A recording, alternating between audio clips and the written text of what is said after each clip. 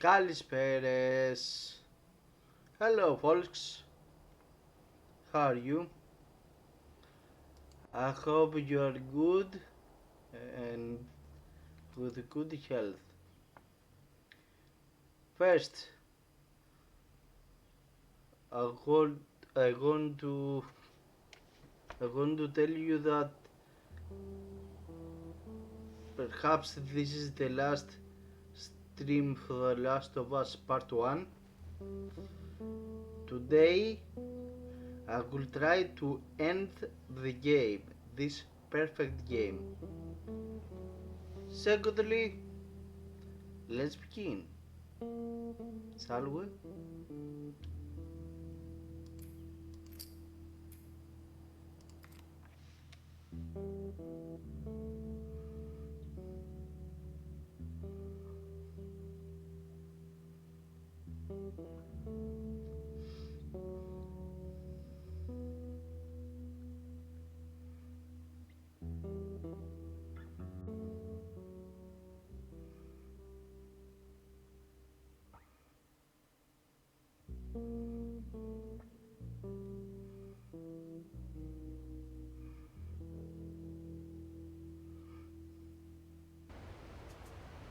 Okay, we are about to cross the bridge, the ladder, sorry.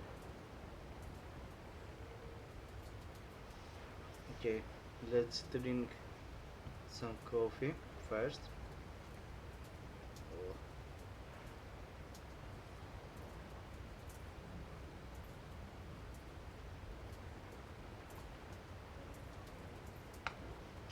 let's go.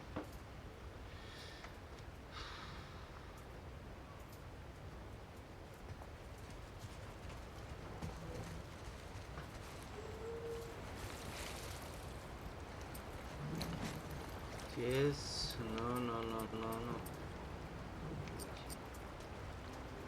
Joel and Sarah photo.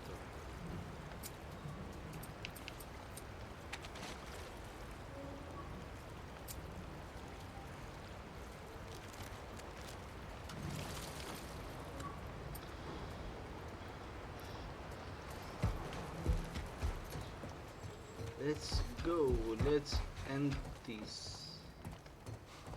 beautifully, this masterpiece. Oh boy. Let me go ahead, and you follow my lead. Okay, right behind you.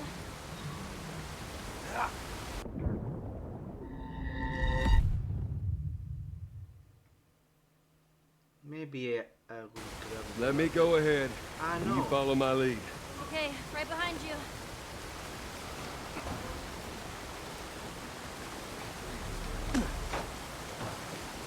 Don't fall. Yes.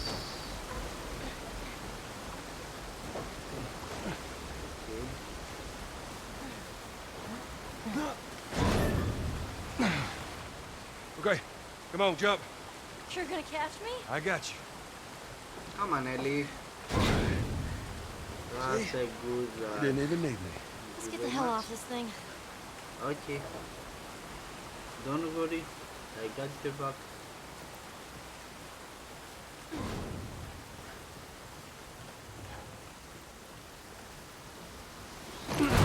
Whoa! Ellie, move!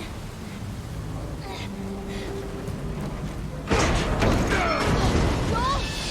Here! I got it. Come on, Joel!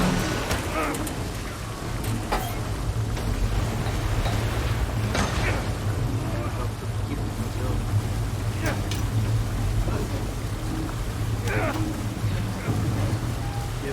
You have to keep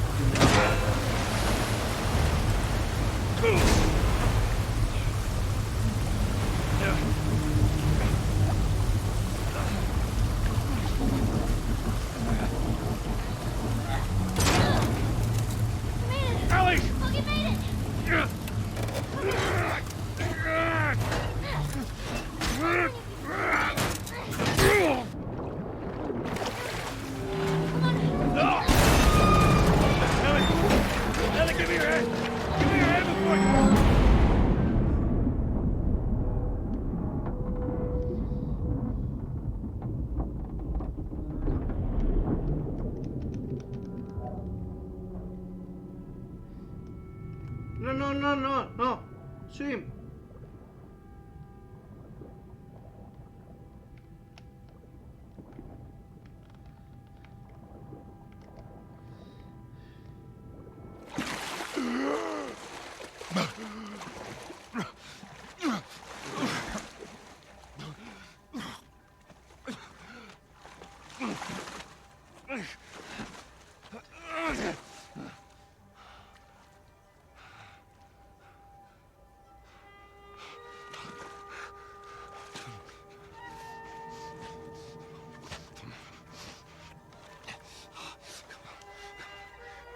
Hands in the air! Really? She's not breathing. Hands in the fucking air! Come on.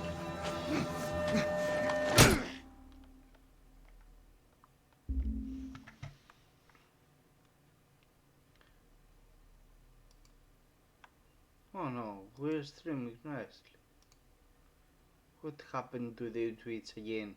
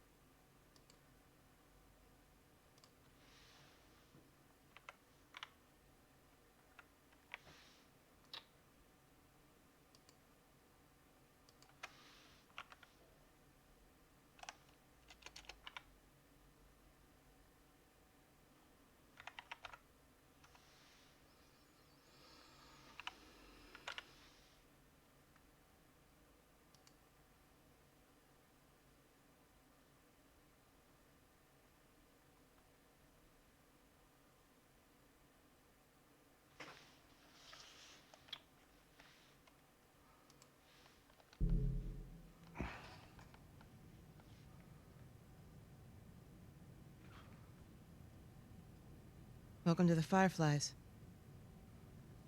Sorry about that. They didn't know who you were. And Ellie? She's all right. She's I brought alive. her back. You came all this way. How'd you do it? It was her. She fought like hell to get here.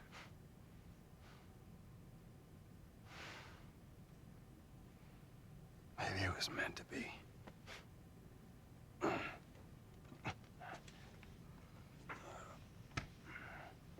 I lost most of my crew crossing the country. I pretty much lost everything. And then you show up, and somehow we find you just in time to save her. Maybe it was meant to be.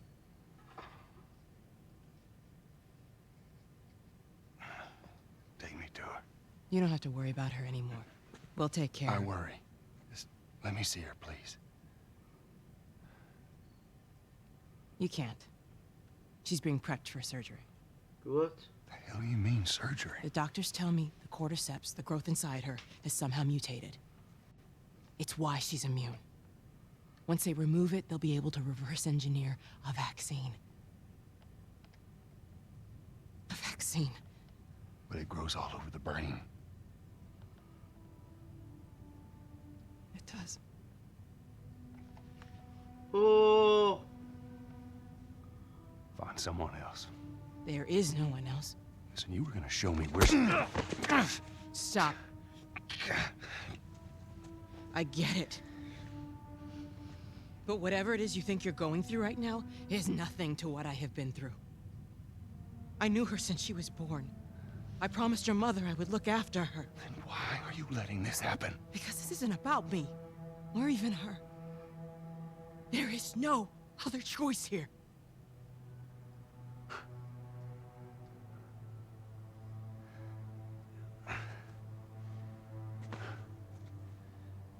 Yeah, you keep telling yourself that bullshit.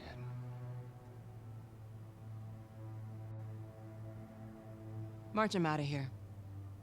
He tries anything, shoot him. What? Don't waste this gift. You don't mean it.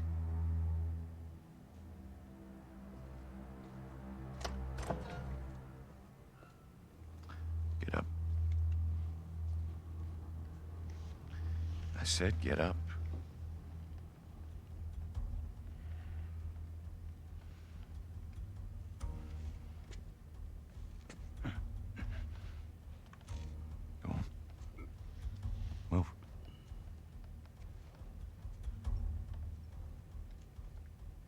I said move. Give me an excuse. Which way?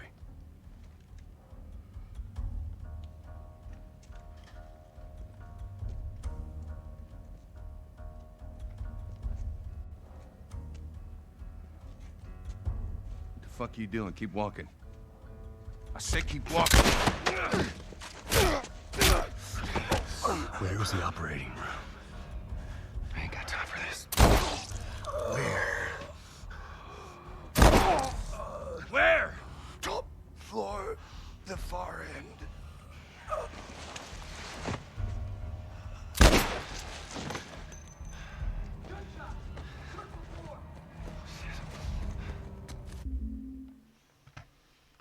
Oye.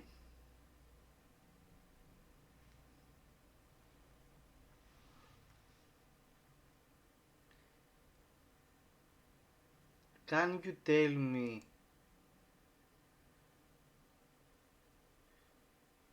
if the live stream is on and running smoothly? Please, tell me, please. The smuggler, he's in here.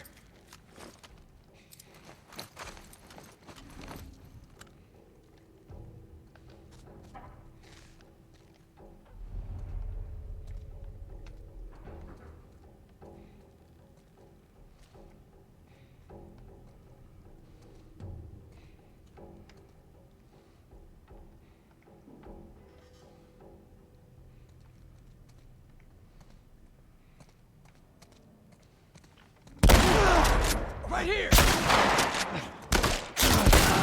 Dead asshole!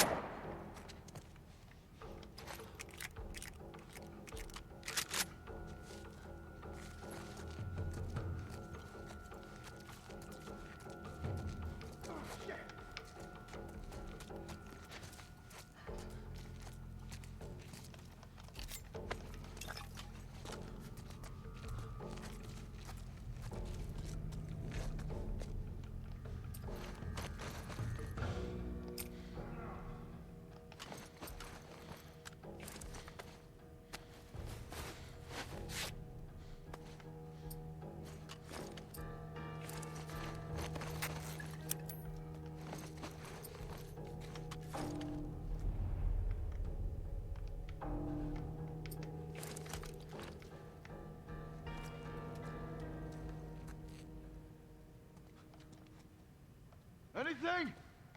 Nah, man, I got nothing.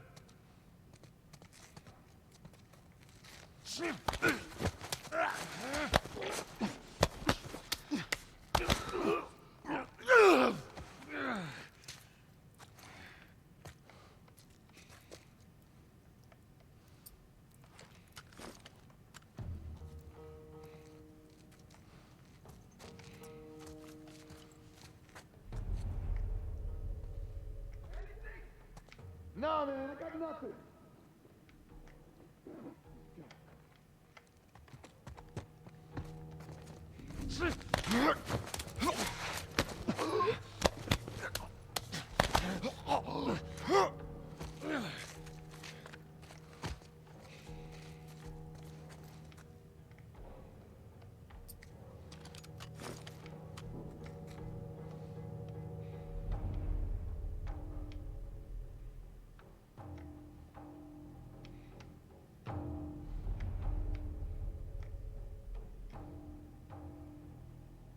Two from there, okay.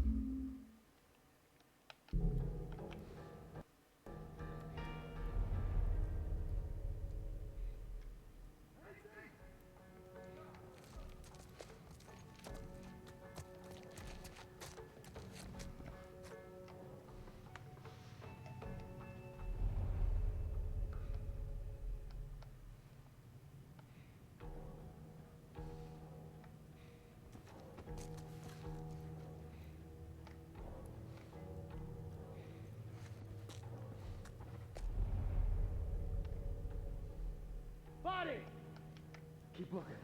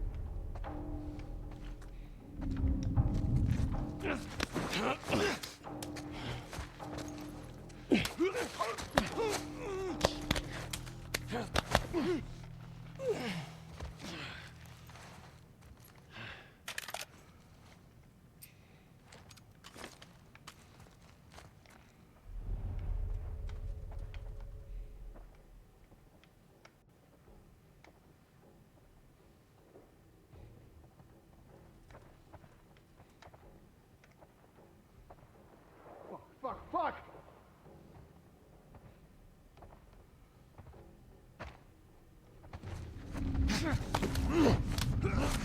See anything over there? What the fuck was that? There you are! He's in here!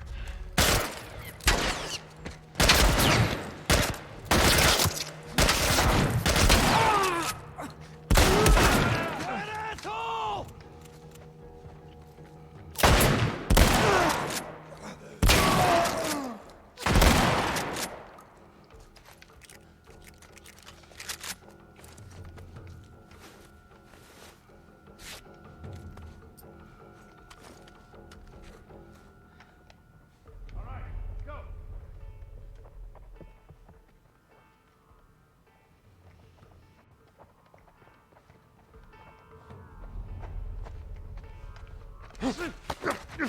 Hey, he's over here!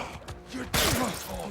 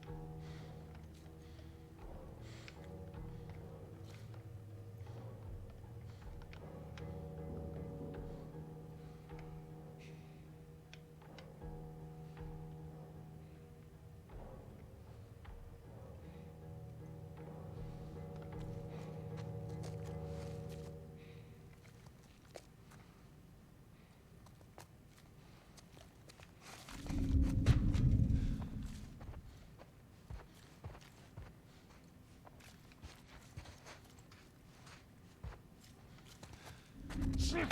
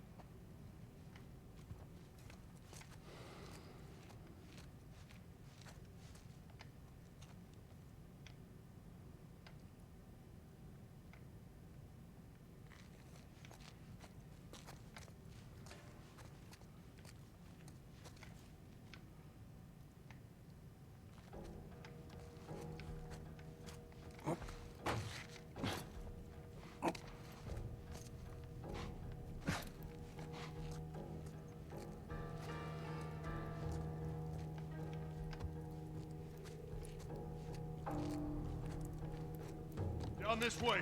Stay alert.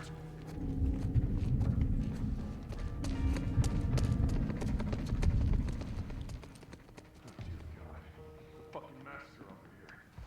Search every inch of this floor. Find this guy now.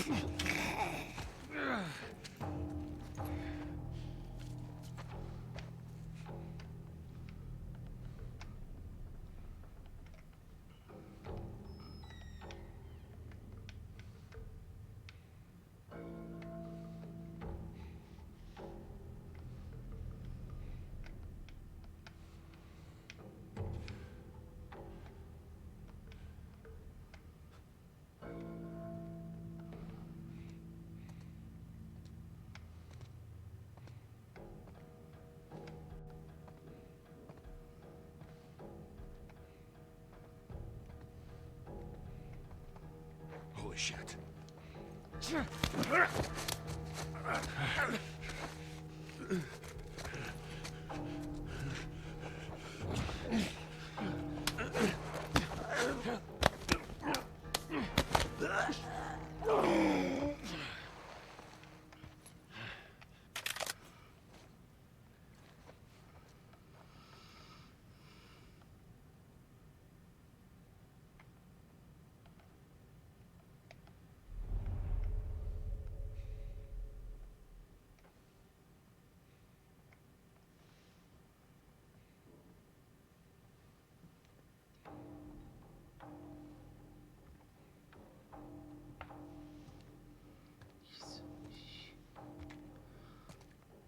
Oh, okay, he's coming. Okay.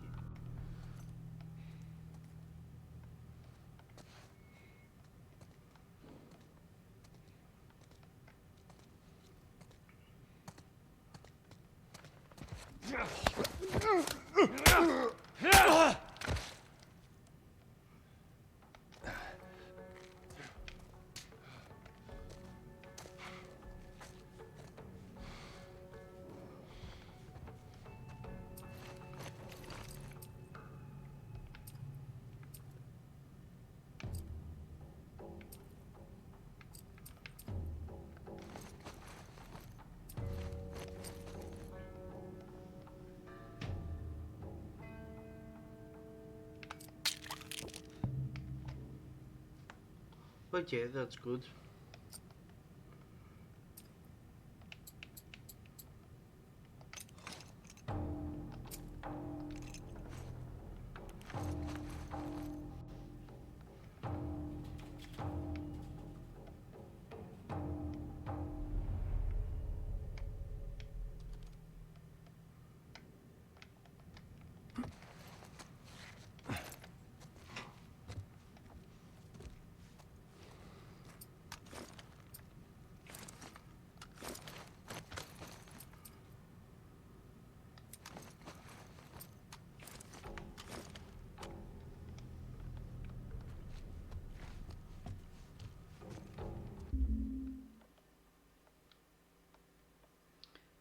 Θέλω να σε ρωτήσω. Welcome κιόλας. Κολλάει καθόλου το Twitch? Να καταλάβω. Down there. Hear what I... He's over here! You fight me, son of a bitch.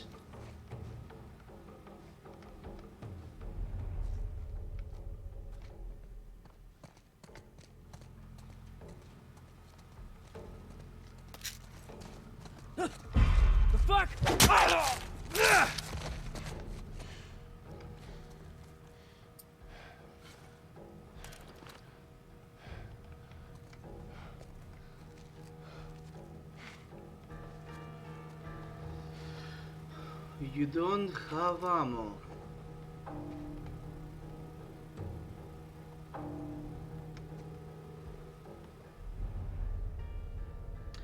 Ναι, οκ. Κάτι πήρα, Κοβάρη, Θανάση.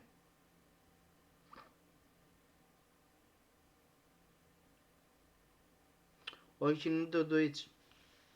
Ούτε εγώ φταίω.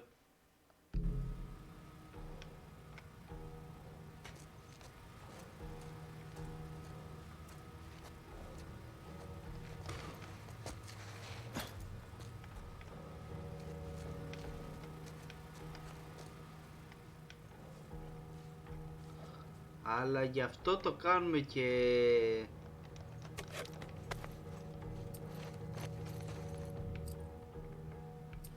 Αλλά γι' αυτό το κάνουμε και...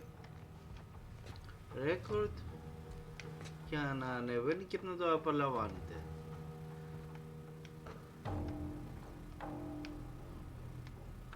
For those who are recently join us,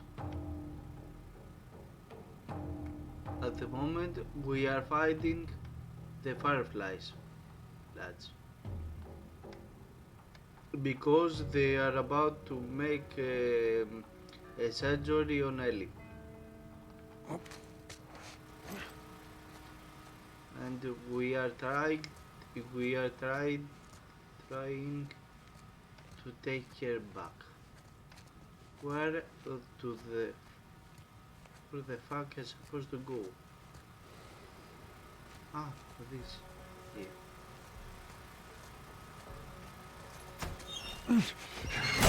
Shit. There.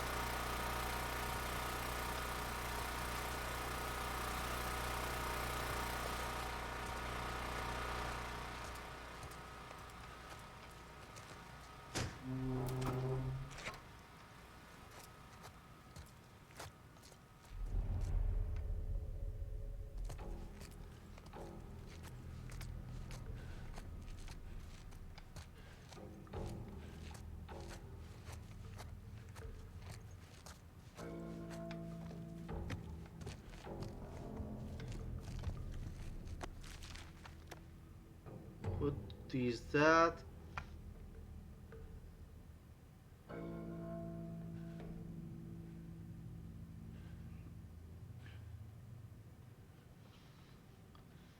Thanasi, I hope you are hearing me. Come on.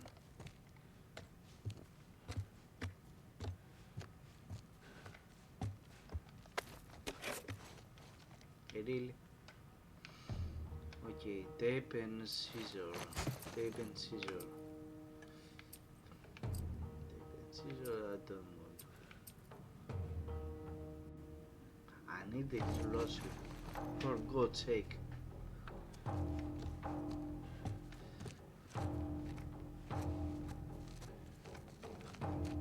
What? No.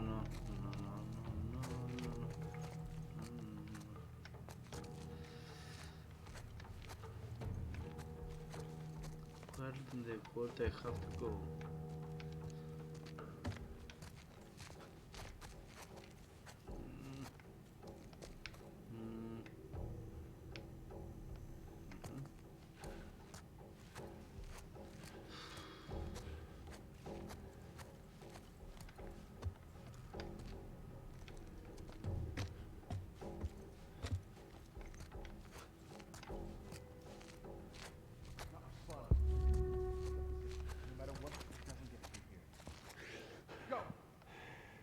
Yeah, that's it. I'm coming, Ellie. Stop seeing! For God's sake.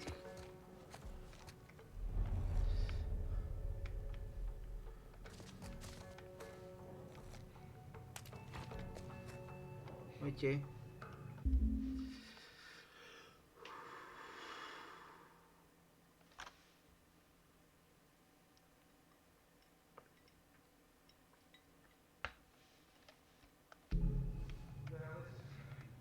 Brought the kid all the way from Pittsburgh. That's all I know. Marlene insisted on questioning him myself.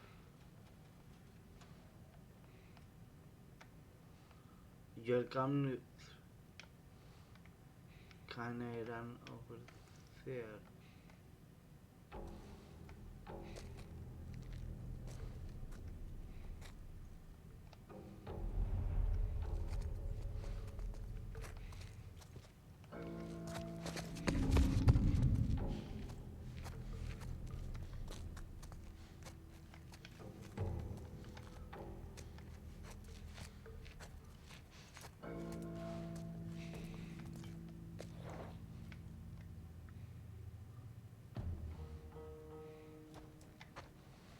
Oh.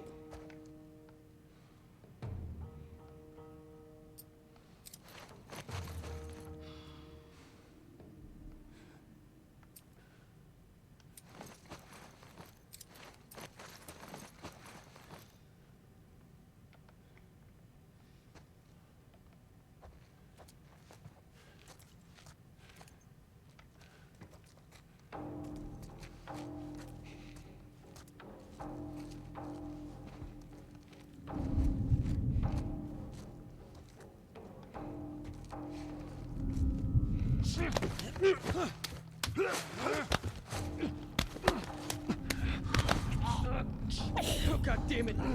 Got a man down! Man out! He's in here with you. Right there!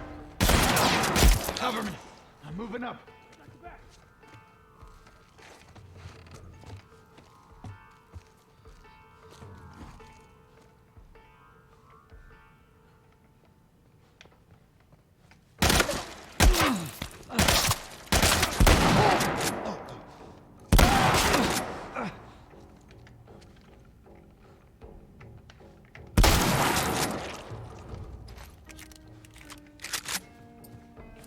Cover me. I'm moving up.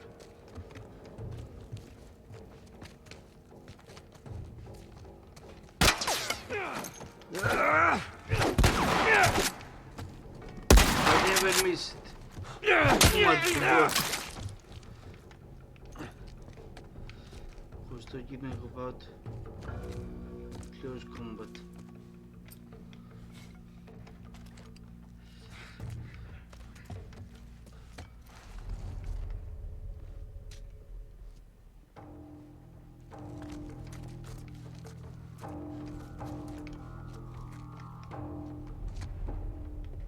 Don't lose him.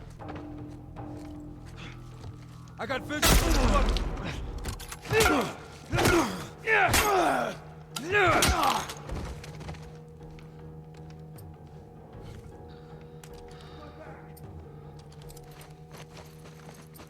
Okay, everyone.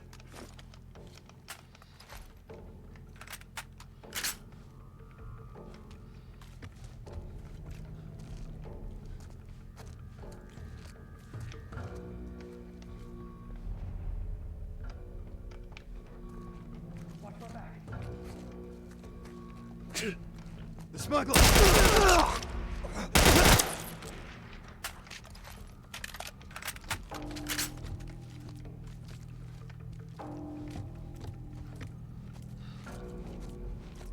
Where'd you go? Come and fight me.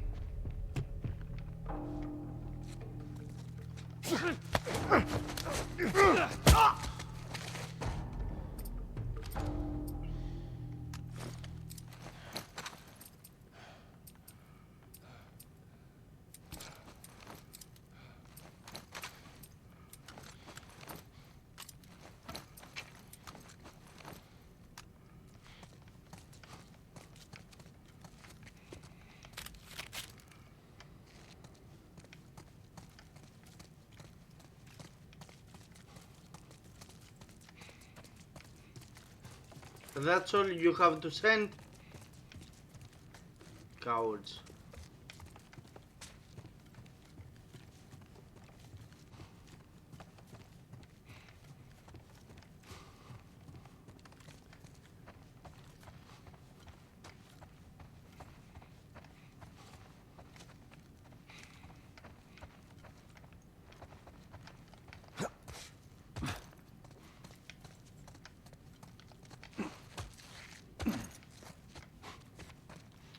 Come on.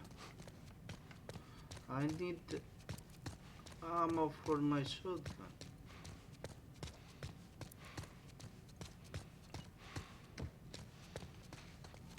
You only have rifle. Assault. For God's sake.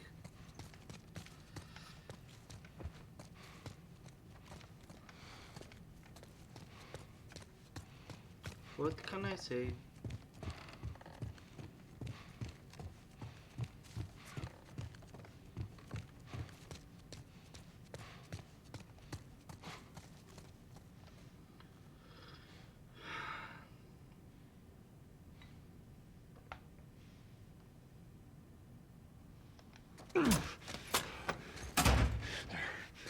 Yeah, every time the same thing. You have to get the That should buy me some door. time.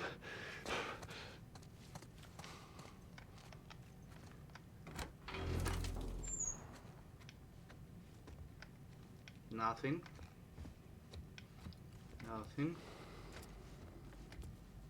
What the fuck is that? Oh, this blade. Hey, Anna. Oh no. It's been a while since we spoke. I just gave the okay to proceed with the surgery. I really doubt I had much of a choice. Asking me was more of a formality. I need you to know that I've kept my promise all these years. Despite everything that I was in charge of, I looked after her. Ooh. I would have done anything for her, and at times She's talking about Ellie. here's a chance to save us. All of us. This is what we were after. What you were after.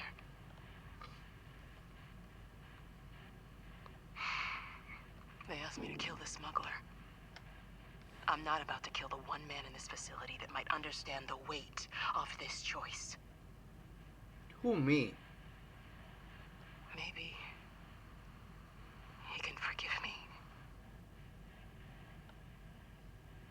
Oh, I miss you, Anna. Your daughter will be with you soon. She's talking about Ellie. And me. Oh, idiot. The rifle.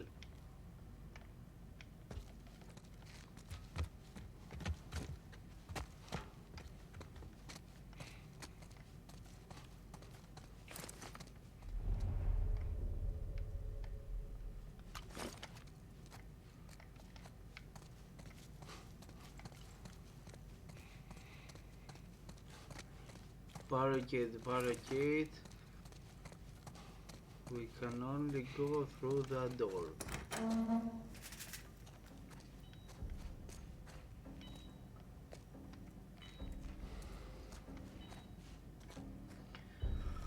Okay. And here you go. Why you can't? Here you go. Sweet Jesus. Doctor? What are you doing in here? I won't let you take her. This is our future. Think of all the lives we'll save. No! Fucking animal! Carrie, shut the hell up.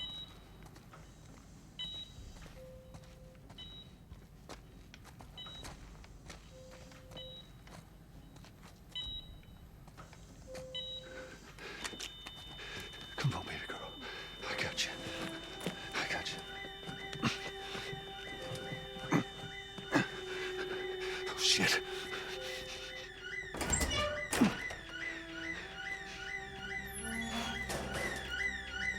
He's here in your Pediatrics, get up here now!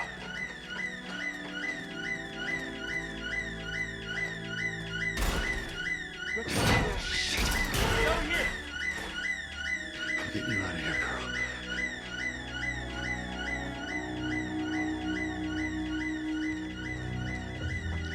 Okay, we can run.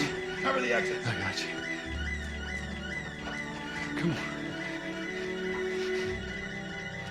Damn it, which way? I know where to go. Go around to the other side! We're okay. We're okay. We're okay.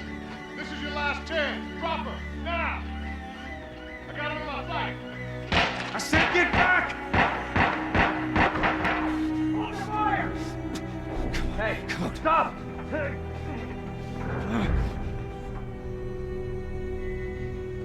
Ellie, are you still alive? Talk to me for God's sake.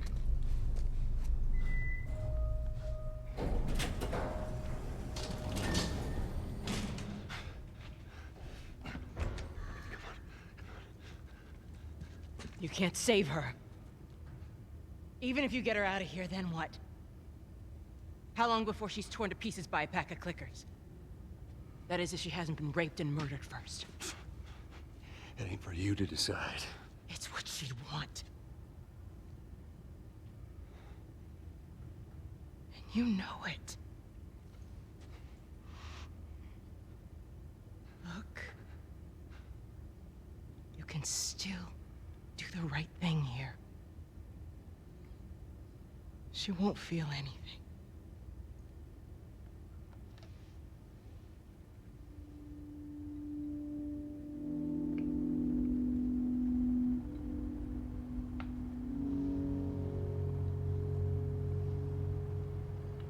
We are alone or with Ellie?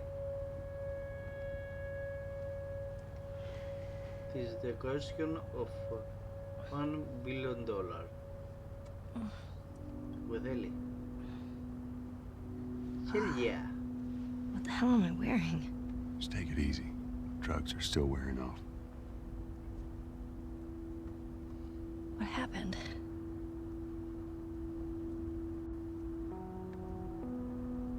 We found the fireflies.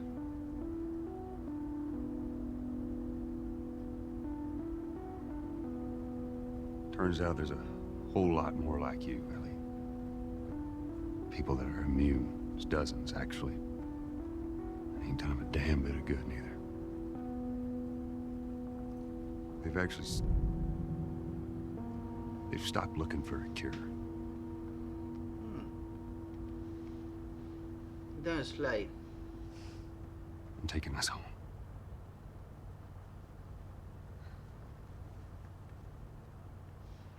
I'm sorry.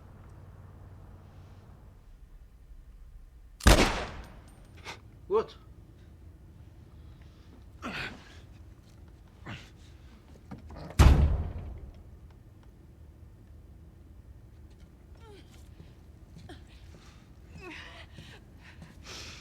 Wait!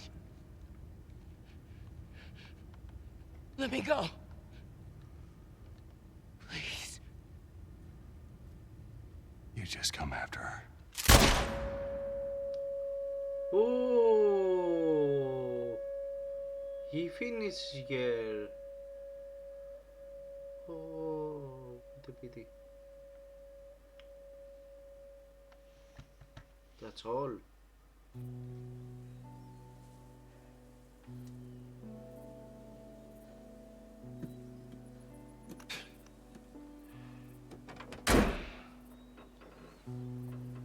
Well,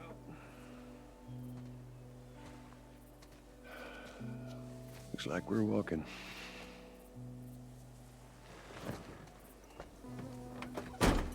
Again. Should be a straight shot through here. All right.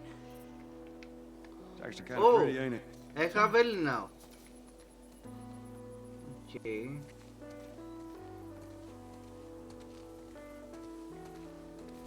All right. Now watch your head going through. Here. I got at it. Feeling my age now. Don't think I ever told you, but Sarah and I used to take hikes like this. I think the two of you would have been good friends. I think you really would have liked her. I know she'd have liked you. Bet I would have.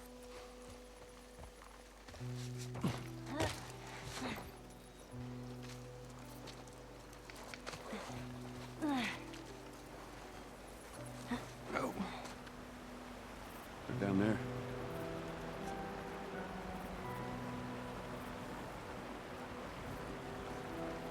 Just a little bit further now.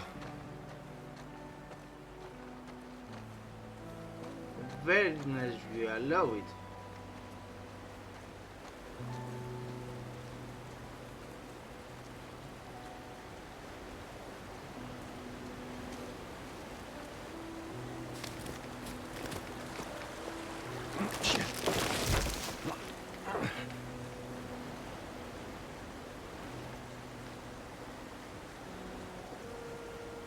There, I got you. Give me your hand.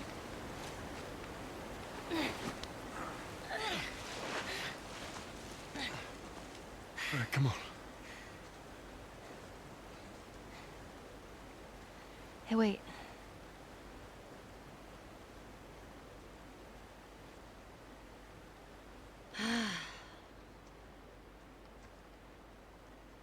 Back in Boston? Back when I was bitten? I wasn't alone. My best friend was there. And she got bit too. We didn't know what to do. So... she says...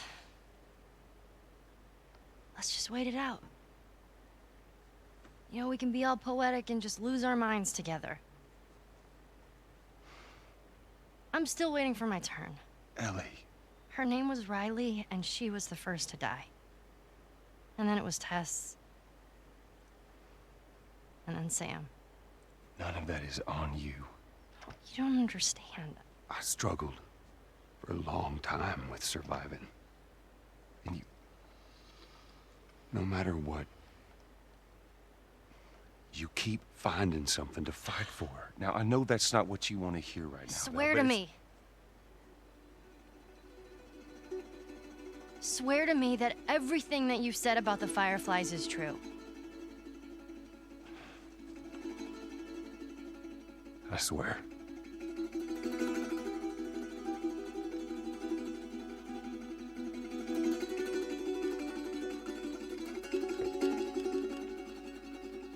Okay? Oh.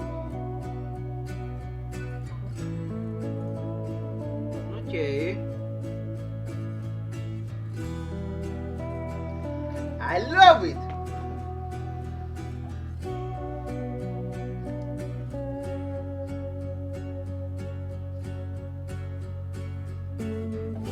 Λοιπόν, να βγάζουν και παιχνίδια στη συνέχεια.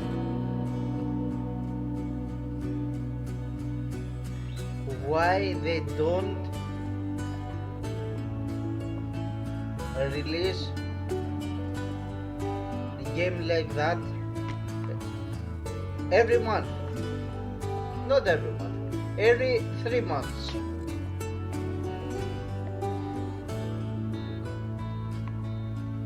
I will gladly paid every one of them. Gladly.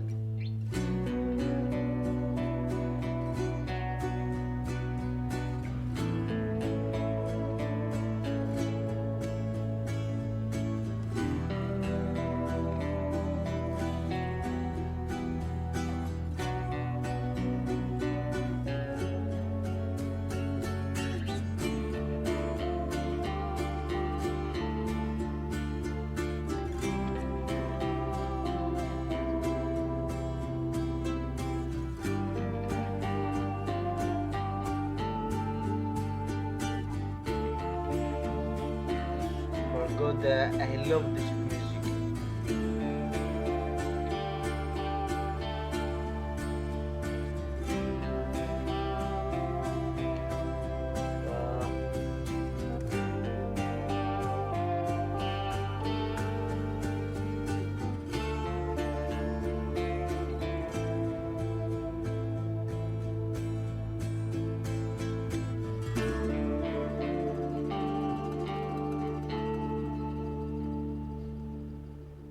That's all.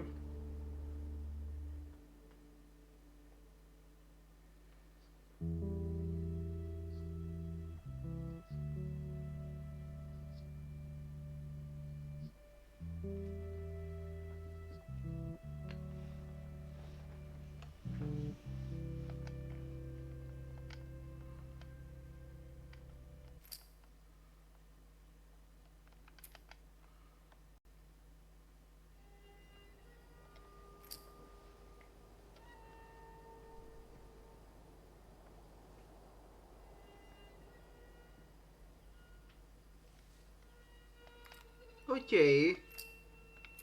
Extras. What do you mean by that?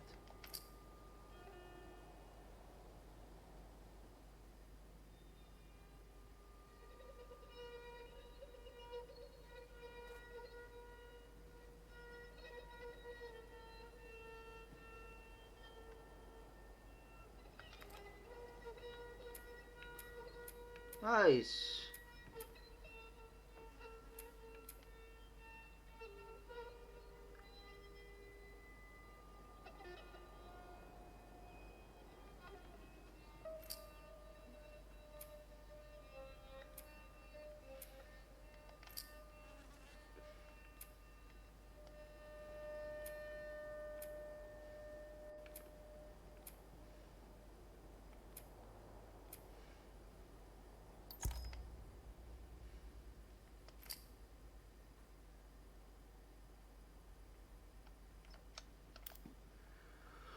Okay.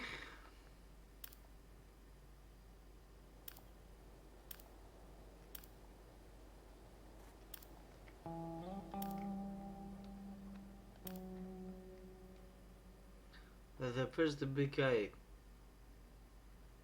The first big one. I think. That we ever encountered.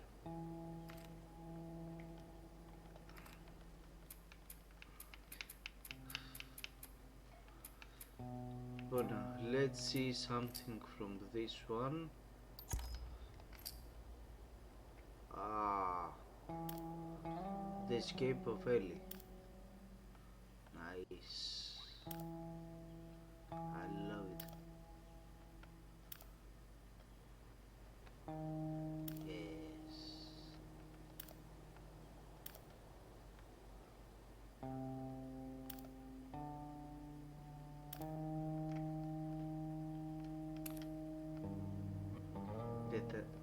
Okay. The university was too good. I love it. Yes, I love it.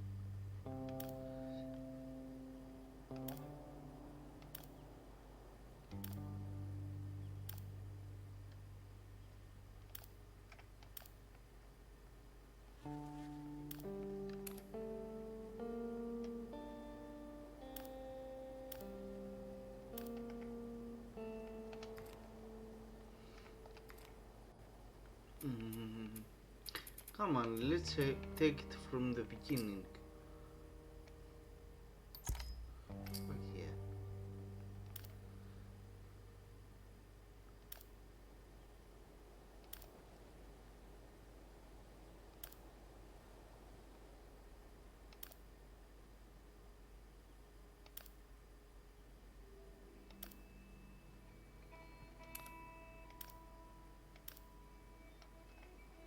Okay.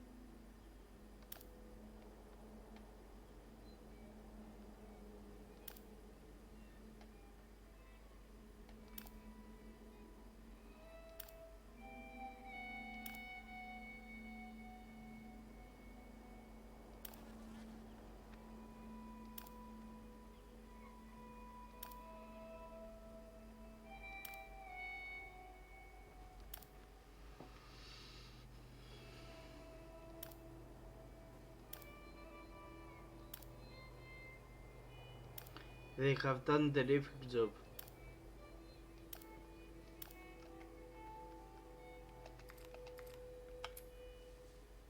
Peace down. I think we have seen it. Yes.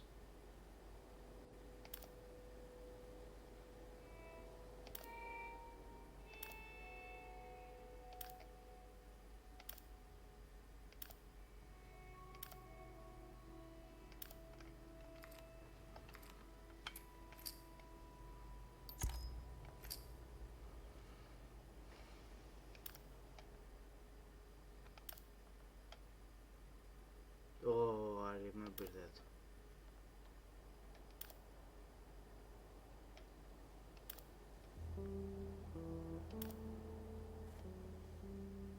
This fucker.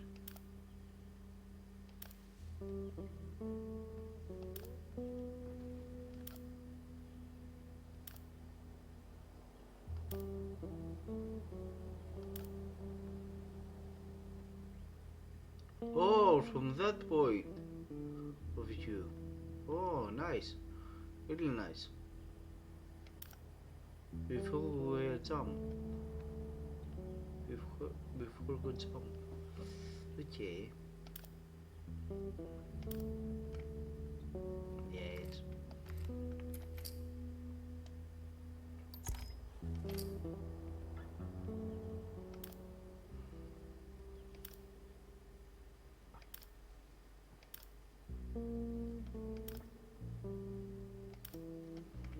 Sure.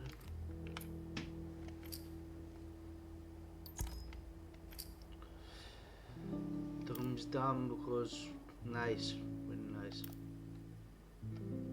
I love the countryside.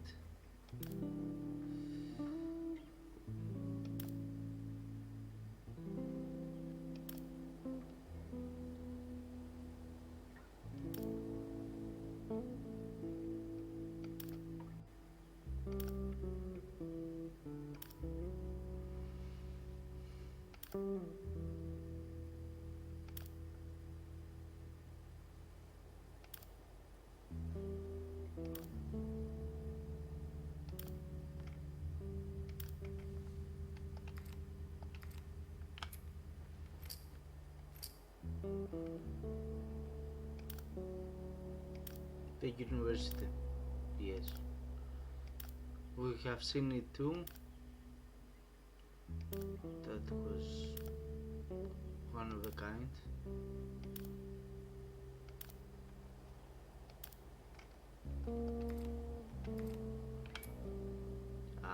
That was very nice too. I love it.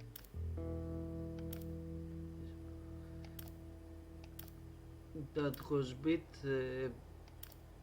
I didn't expect to play as Ellie, but I love it.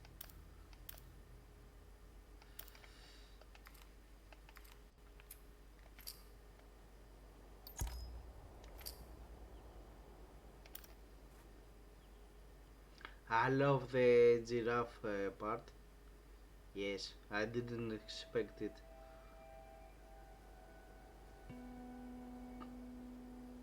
It came from nowhere.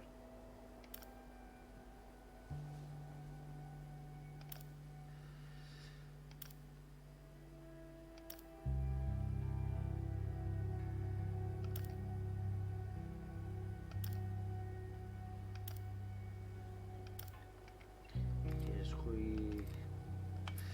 Okay, this is from today. Live.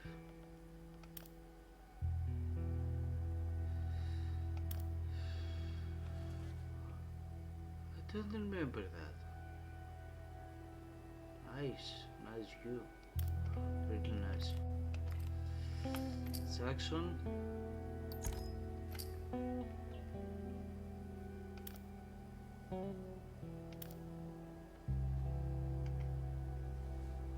Okay.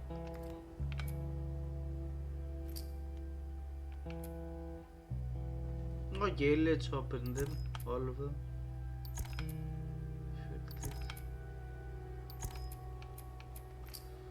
Let's see them. The Last of Us. Nice.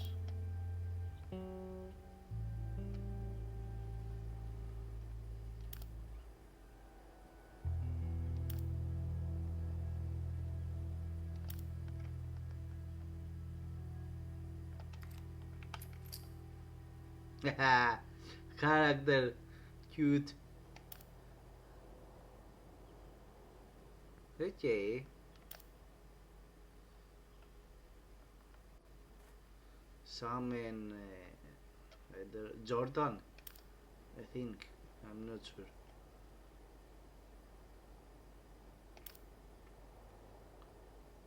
The bastard there.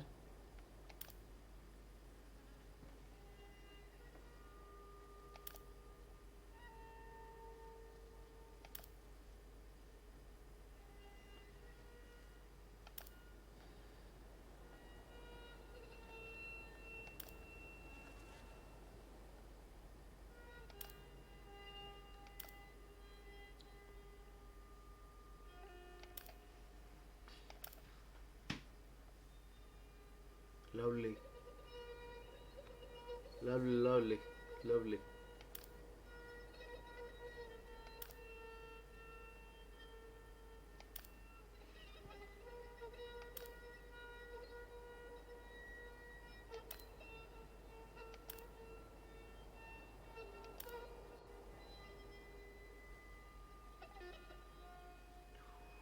Oh, they have made sculpture. Okay.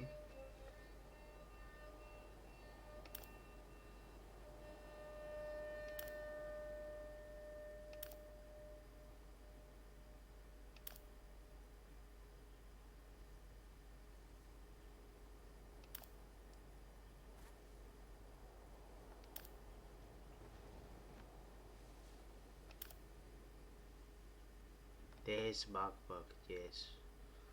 Yes, that was really nice.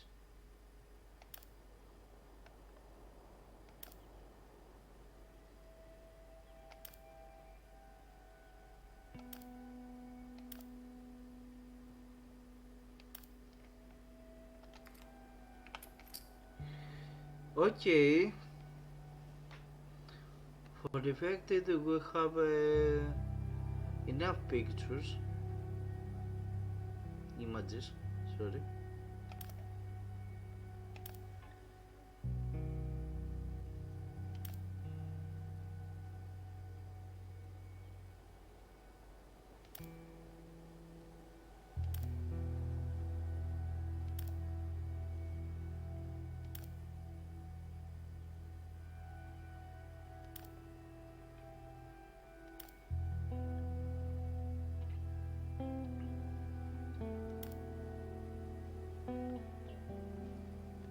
I can't do it here. I don't remember. This okay. This one okay. I remember that. This one I remember. I remember this. Yes.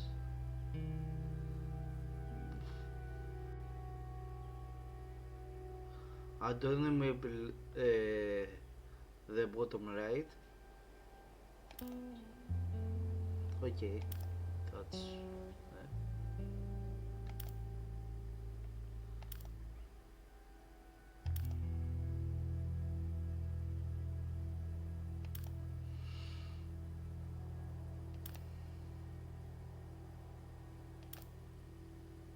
yes, of course. Yes. Okay. Yes, yes. And the last one. Yeah. Yes. I think I remember this one. The university. Or in the swear.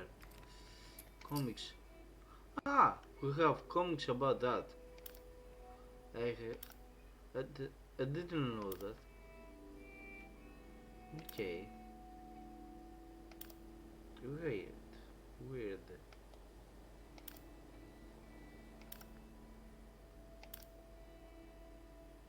Different comics. Okay.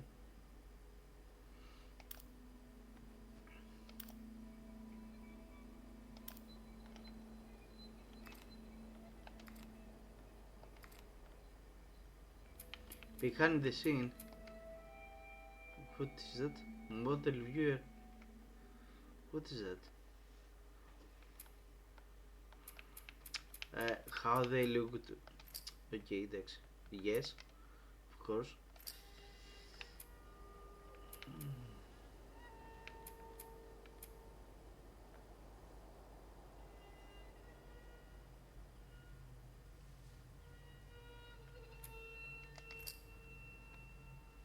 Behind the scenes.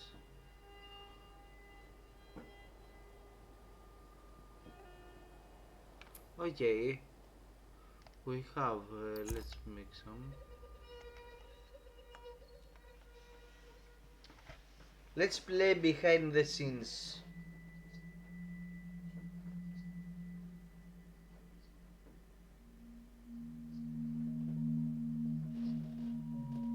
Yeah, making the new IP is, how can I put it? It's just don't do it. It's insane. I mean, it's a very difficult process. You have more questions than you have answers, especially when you come from like you've been making Uncharted 1 and Uncharted 2, just kind of like now like things are going, you just kind of like good momentum, and then suddenly that momentum like just drops, it stops. It's a very challenging process to create a new IP, and you're gonna fail over and over again, but that's what it takes. New IPs are really hard. They're hard because you don't know what's fun yet. You're building new tech, new AI, establishing new characters, new art, all this. You don't get that controller in your hand for like 6 months to a year. You don't know what it is yet. I remember like ages ago coming on the project and what are the Infected gonna do? Like, what are they gonna do? They're gonna behave like this. I'm like, okay, we're like trying to imagine what's gonna happen. Fast forward like 4 months, they don't do that at all because it didn't work, right? It's hard mode, right? Like it's game development on hard, on expert. There's a big thing about making a game, right? Which is a game has to be fun. You get your first build where everything's working. You got player mechanics. You can walk around the world. You can shoot. You can melee attack people. You've got the AI in there. They're very intelligent, very difficult. And it's totally not fun because they snuck up behind you and murdered you in a second, and there was no way to figure out what was going on. We're making a game, by the way. Hey, James.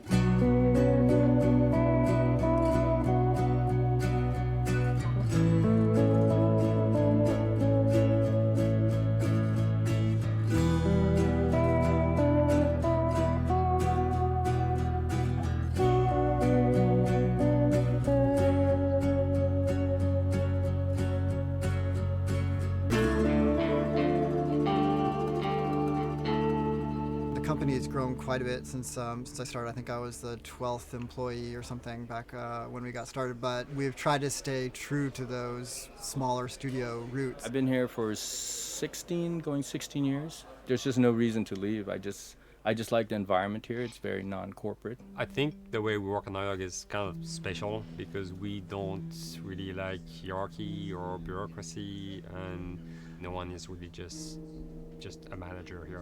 Naughty Dog has a very flat structure. We pretty much all report to the co-presidents and the game directors. I always tell people when we hire them, just like, my job is going to be able to trust you, and that's what I want. I want just to give you something and you go with it, and I know it's going to get done. We believe in iteration, we believe in collaboration, and we believe in the people making the game working directly with each other. When we have designers and artists, animators all mixed up, anybody that's working on the same tasks, the same characters, the same areas, put them next to each other so they can communicate a lot better. We don't have a lot of meetings because if you need something to get done, you just walk over and you talk, and then you go back to your desk and you finish it up. And I really like that. I like when I just walk in the office and I see just designers talking with the programmers or programmers over the animators and talking to them. I think that's when really the magic happens. Naughty Dog, we really try to cultivate a culture where anybody can criticize anybody else's work. And we encourage people to be blunt about it and not try to sugarcoat it too much. It takes too long to be nice sometimes. It's not personal. It's based on more like how can we make a better game. We want everybody to have a voice. We want to cut out all the bullshit if we can, making sure that people are making decisions not based on ego, but what is going to benefit the game. When you see that people trust your opinion and that they value it, it's such a great feeling. You really feel like you're working as a team on a collaborative effort. We want to sort of remember where we came from and why we were successful then and try to continue that success now. We make games. That's what we like to do. Back when Uncharted 2 wrapped up and we decided that we were going to build the second team and create a new project, we kicked around a lot of ideas. One of the very earliest ideas was to go back to Jak and Daxter. It's really near and dear to us. We really love those characters in that universe, and we think that there are some interesting stories still to be told there. We started to realize that it was not going to do justice to the franchise that the fans had fallen in love with. It would be shifting it so far in a new direction that we felt that effort would be more justified in developing a new IP. Neil and Bruce came to Christoph and I and said they wanted to do a post-apocalyptic game. I think the core essence of what they wanted to do, though, was to try to tell a story about two people and how their relationship evolved over the course of the entire game. That potential, oh wow, there is something very special about that game. This is going to be polished. You're not sure if it's gonna work or not, and you have doubts. And should we be doing a game like that? Should we be doing a first-person shooter? Whatever. You ask yourselves all those questions. And the creative director and the game director are the core of the team that have to really see eye to eye. That's why you have that balance between Bruce and Neil's gonna try to push just the story and the characters, and Bruce is going to try to push that with just the gameplay as well. And so it's kind of like those guys are just trying always to find the right balance between the two. It's a very dedicated process. We feel that the interactive medium has an untapped potential to touch the feelings of the player. You have that connectivity, the fact that I'm actually in the world and participating in what's happening on the screen in front of me. It gives us some sort of advantage to make you feel connected with what's actually happening. At Naughty Dog, that's what we're trying to do, is pair story and gameplay together. If we can make you feel like you're actually with these characters on that journey, and you're invested in those stories and those characters, then you're feeling, in theory, the same thing that they're feeling. As the story evolved and took different shapes and different forms, the thing that was always there was Joel and Ellie. And because of that, everything kind of grew out of that relationship.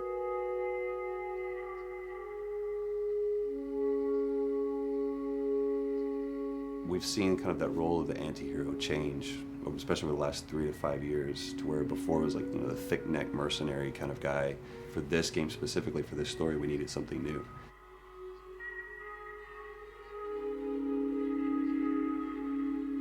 The reason we didn't want to make Ellie Joel's daughter from the get-go is because it wouldn't have anywhere to go. Of course, at that point, he'd be willing to do anything for his daughter because that is what a dad would do for his daughter. If they didn't even know each other at the beginning of the story, then we start from scratch. It's almost like the player has the same relationship to Ellie as Joel does. And we could take our time to build that relationship between these characters. And if we do it right, then the player will be feeling that same growth that Joel does. And we're kind of mirroring that emotional relationship between the two.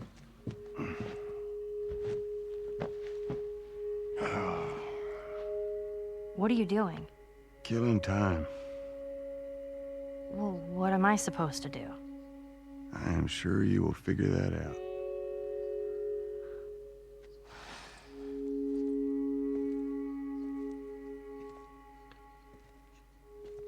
Your watch is broken. It's exciting that Neil wrote something like this, where he's like, I don't want to make the stereotypical characters. I want to make real people in this crazy situation and these forced to make decisions that are really tough. Like, what would we be like in those situations? I mean, we weren't consciously trying to pick male or female for characters. You just try to pick characters and just be honest with who they are. It almost doesn't matter, right? Joel's daughter could have been Joel's son. Ellie could have been a boy, and Joel might have been Tess. You could have swapped those roles, and I think the story would have still worked. The focus on female strength, it's so unique. You get to see what's so powerful about a woman through all of these female characters, which makes this game wonderful and unique. There's a crew of Fireflies that'll meet you at the Capitol building. That's not exactly close. You're capable. You hand her off, come back, the weapons are yours. Double what Robert sold me. Speaking of which, where are they? Back in our camp. We're not smuggling shit until I see them. I want Joel to watch over her. Whoa, I don't think that's Bullshit, the I'm not best Ellie. idea. with him. How do you know them? I do think having a strong female character, especially like Ellie, is so rare in video games. And as a gamer, and more specifically a female gamer, it's frustrating to me because I'll see sort of the stereotypical female character where she's amazingly beautiful and huge boobs, and she's there to be either the love interest or just because they're like, well, we need to throw a chick in here. We've seen the strong woman or we've seen the weak woman. We haven't necessarily seen the empowered woman from this kind of standpoint. And there's that beautiful scene where Joel finds her inside the house and she's reading through this girl's journal going, is this really what they used to worry about? What shirt do I wear and what boy am I gonna go out with? You know, and to be met with those first world problems that we deal with every day and go, how trivial is all of this? I think it's gonna resonate a lot, not just with, you know, a female audience, but with a male audience as well. The thing that was intriguing to me after the fact is knowing that we're kind of creating a female action hero in a way, and this is her origin story with Ellie. To sort of be such a strong female character that is completely normal looking, regular t-shirt and jeans, and she's 14 and she is still a total badass, is really exciting to be a part of that. There's so few non-sexualized women in video games, especially in the main role, that we were kind of proud that we were creating one. It's very complex, and without the players knowing it, she becomes the protagonist by the end of the story. And that's why she's in the front of the box, and that's why we've been promoting the two of them together so much. Who's there? It is a dual protagonist game, and yeah, I guess I get nervous to think about it in that way.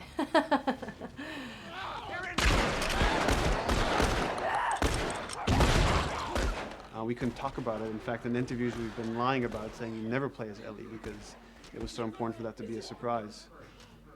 Sorry, journalists. Here we go.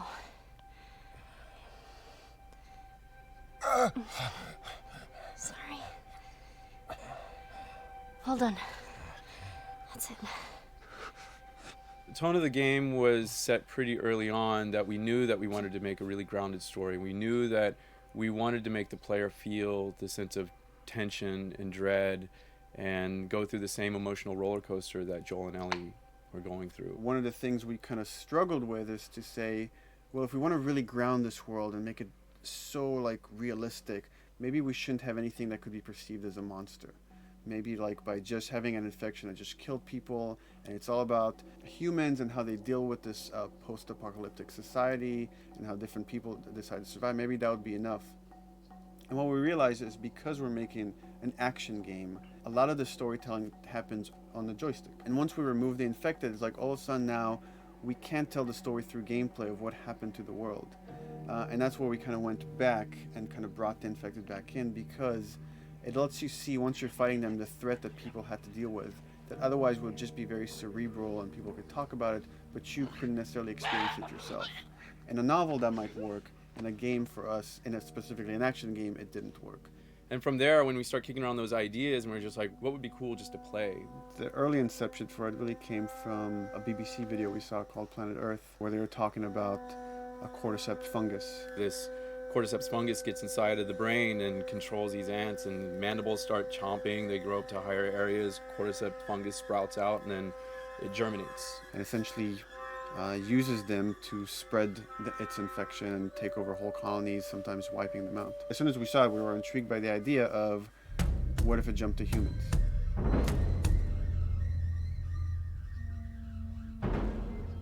What would happen? How would people react? What would happen to society? As we're trying to develop the look of the infected, we went through so many different iterations. Some that looked really alien and subhuman, some that looked just essentially like zombies, and we couldn't find like an original place for them. But one of our artists just did this kind of photo mashup where he took a bunch of images of diseases or images of fungal overgrowth, and he kind of mashed it all together and he threw it on this person.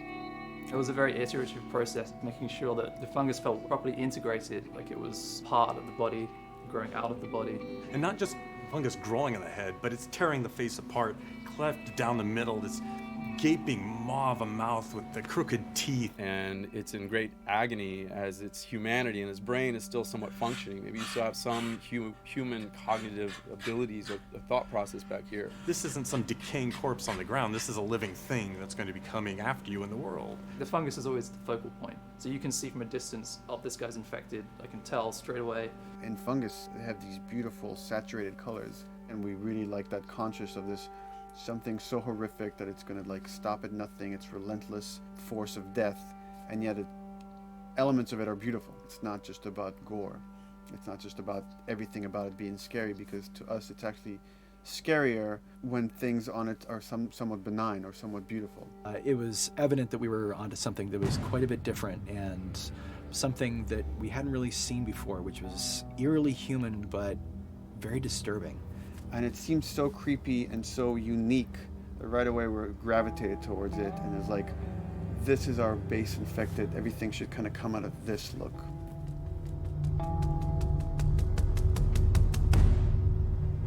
So once we had this idea of the face-splitting kind of look that eventually became what we called the clicker stage. We went to great lengths to create a full biological cycle for these things. So in the early stages, you don't actually see too many signs of the fungus surfacing out of the skin. It's kind of underneath it, like people have lumps starting to show. The eyes will be kind of cloudy or lopsided because the fungus kind of originates inside the head. That moves into the next phase, which is the clicking phase. And if they mess with the eyes, we end up saying, well, how do they get around? Oh, echolocation. And they use a form of echolocation to track down their enemies. Just like bats, or even some blind people can see by making a clicking sound, a sound that on its own wouldn't be very scary. And then to associate it with something that people in this world are very fearful of, so that as you're exploring an environment, all of a sudden you hear this click, and you're seeing everybody just get frightened, just everybody duck, everybody hushes. Great.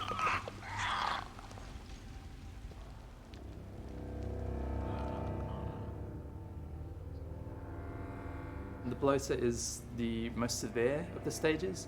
So large pieces of the body has been replaced by these kind of fungal plates.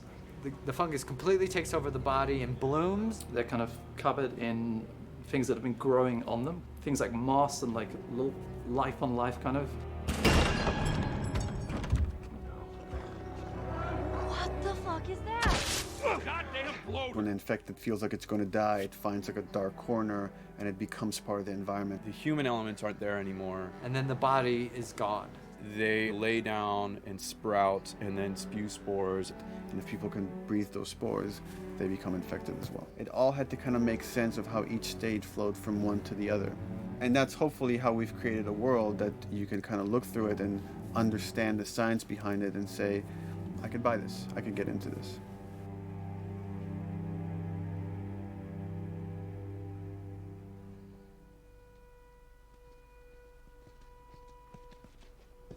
Mandatory evacuation.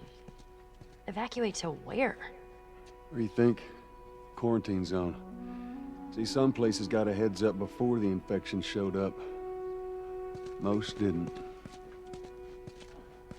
Over the course of Joel and Ellie's journey through this game across America, you find all these different societies, all these different enclaves, and you get to see how do they deal with the infected. Without the manifestation of this infection, you can't have these people making those interesting choices.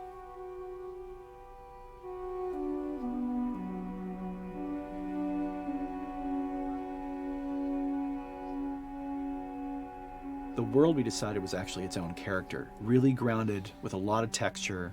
What happens, after 20 years of the fall of man, when no one's taking care of anything.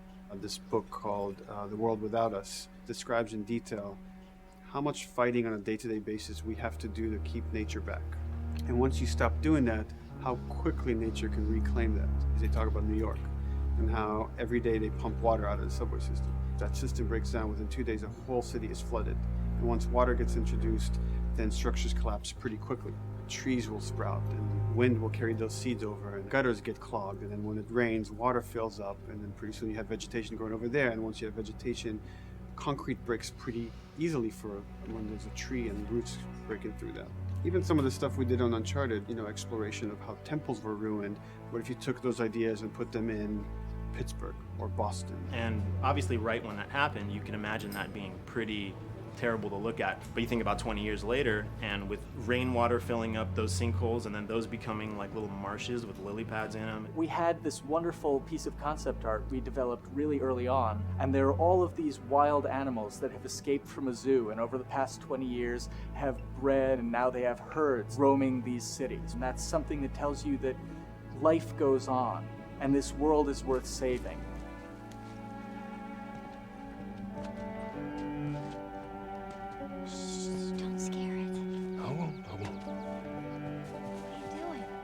There's something really pretty about nature reclaiming its domain once we are gone. So fucking cool. We have another level of OCD of the logic goes into some of these environments.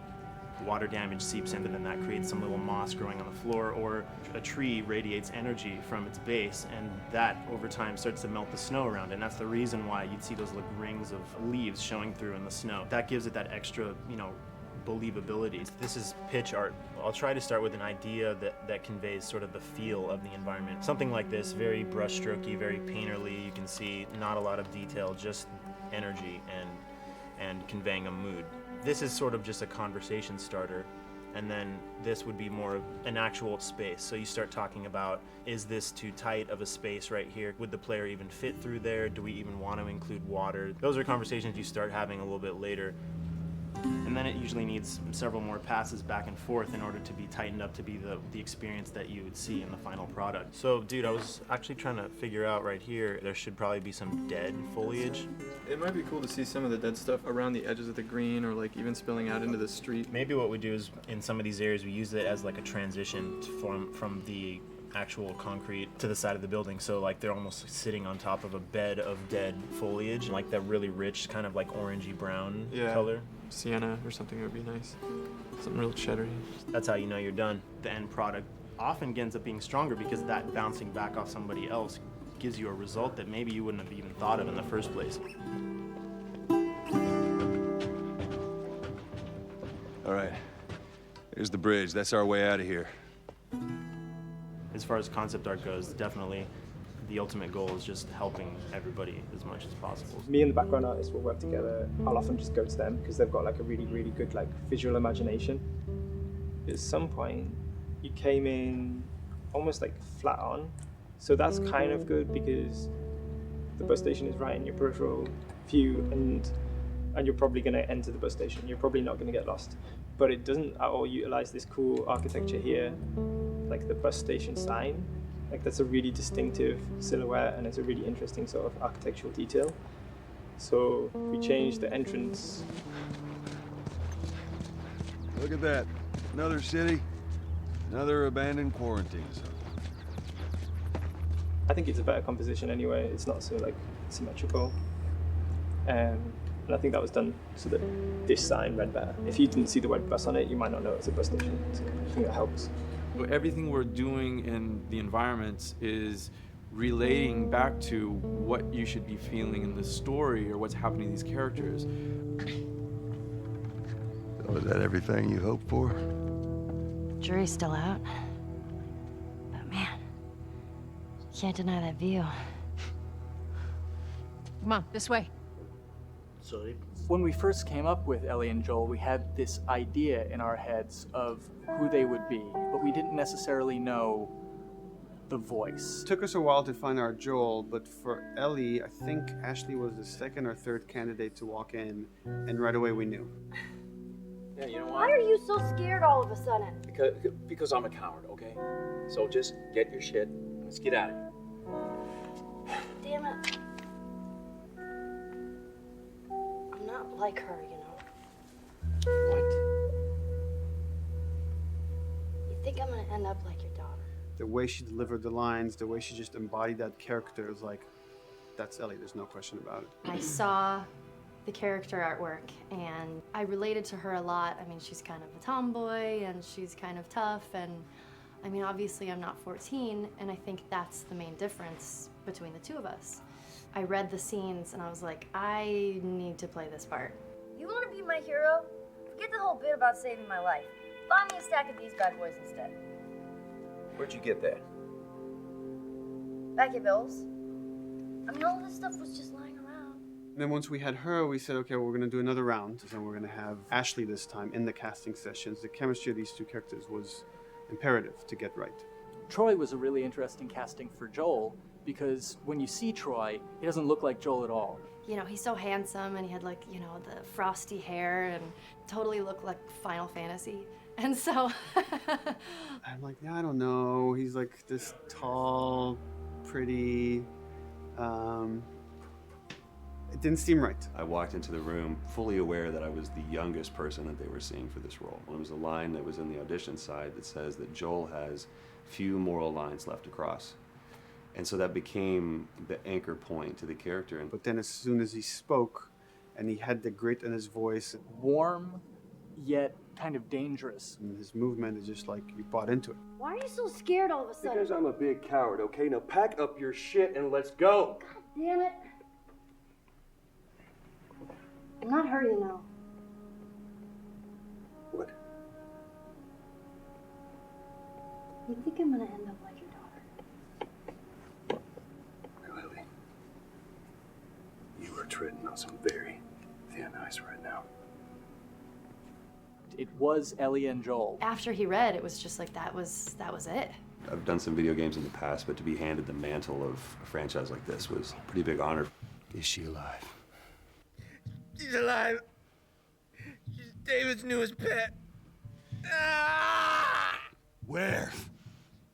In the town. She's in the town. You mark it on the map. It better be the same exact spot your buddy points to. Neil pulled me aside one day, and he said, I have some ideas. And as you're well aware, Neil is a little twisted. He came up with this character, and, I just jumped at it. It was such a departure from everything I've done here for Naughty Dog, to say the least. Name's David. This here's my friend James. We're from a larger group. Women, children. We're all very, very hungry. To be able to put on a voice that, hopefully a lot of people won't know, won't notice that it's even me. Because we didn't want it to be Drake. Drake eating people, that's a whole nother game. How did you put it? Tiny pieces. See you tomorrow, Ellie. Certain voices that I can do wouldn't fit the David's artwork, but he showed me the art, and I said maybe it's something like this, where everything's, it's very quiet. And just, he's not really sure, and the voice can break a little. And he just looked and goes, yeah, that's it. So I'd love to tell you we hashed it over and we talked. No, it just, I looked at the picture and I tried something. He said, yeah. A few weeks back, I sent a group of men out a nearby town to look for food. Only a few came back. And turns out that the others had been slaughtered by a crazy man. And get this, he was with a little girl. You see, everything happens for a reason. Ashley, she brought humor to it. She just has some really great comedic timing. The way she reacts to the things around the world with a little bit of sarcasm, that teen kind of like trying to get a rise out of you. Now watch your step as you're going out, because it's going to be a little... It just brought a certain levity to the story that the story needed. You didn't even realize it needed it until she started doing some of that stuff. Oh, I'm sure your friend will be missing this tonight. Mm-hmm. It's light on the reading, but it's got some interesting photos. Now, Ellie, that ain't for kids. Whoa! How the hell would he even walk around with that thing? Get rid of that. Well, hold your horses. I want to see what all the fuss is about. Oh, why are these all stuck together? I'm just fucking with you. Bye-bye, dude. Throughout the course of shooting over these past couple years, Ellie and I have kind of morphed into each other, which I know sounds so cheesy. Neil always asks, he's like, well, what would you do in this situation? I think the most important thing that Ashley brought is a sense of capability to Ellie's character that wasn't there in the beginning. The very first thing we shot involved her being pulled out of a car and attacked, and Joel was supposed to go save her. It was written that Ellie sort of was just kind of watching on the side, just waiting till he was done, and I was a little frustrated because I was like, well, if this were real life, I would do something. We did a couple takes, and at some point she walked up to me and she said, I feel like I'd hit him. So we added in a part, like, right there off the bat, she's not just this damsel in distress. Right there, she wanted to fight back from her very first day of shooting. We didn't have it right initially. She needs to be more capable than initially we thought she would be, and actually that made us go back and rethink combat and rethink a lot of the areas in the game, and now she was going to take a much more active part.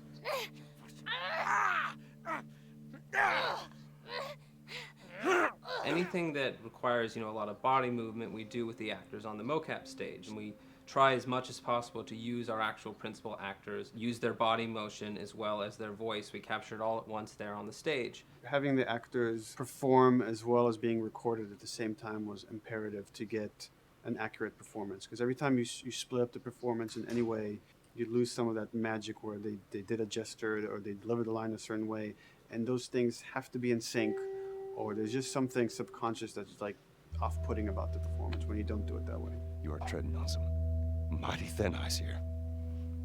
I'm sorry about your daughter, Joel, but I have lost people too. You have no idea what loss is.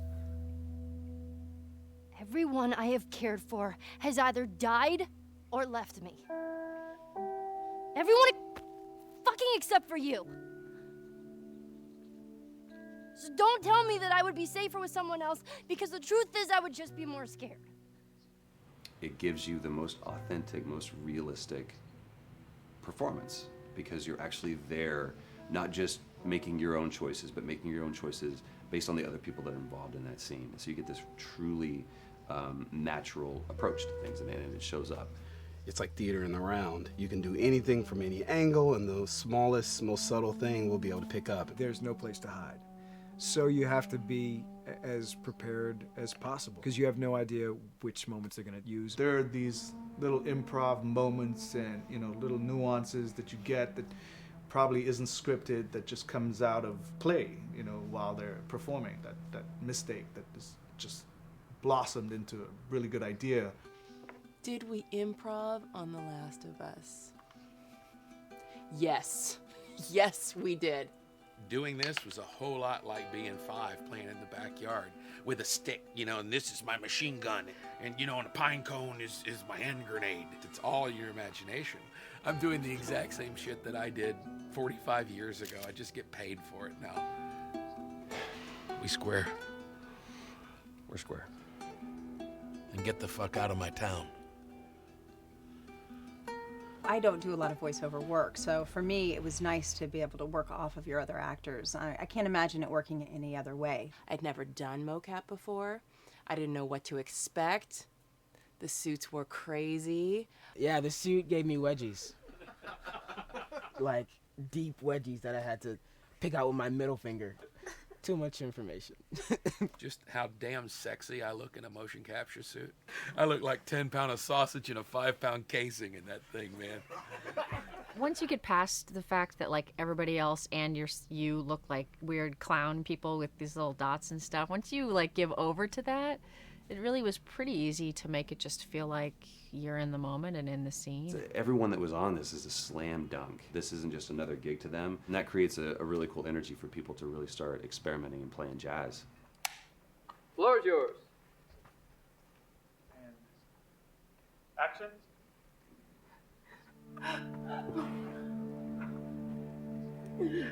Fuck off! Hey! Oh, let her go. Don't worry, this is fixable. But I can't come with you. Well, then I'm staying. Ellie, I want Joel to watch over her. Oh, no. Bullshit, I Absolutely. won't Ellie. go with She's him. going to. I could just take her to the North Tunnel and wait for me there. Jesus Christ. Just cargo, Joel. How do you know them? You know, we craft the scene out until it has a good feel, and then we pass it off to animation to clean it up. Real life motions don't necessarily always translate into gameplay. There's something that's usually missing, so we have to, maybe enhance the gesture or enhance the shoulder movements or a breath that you want to be able to feel, but you don't really see it, so you can't really feel it unless you see it.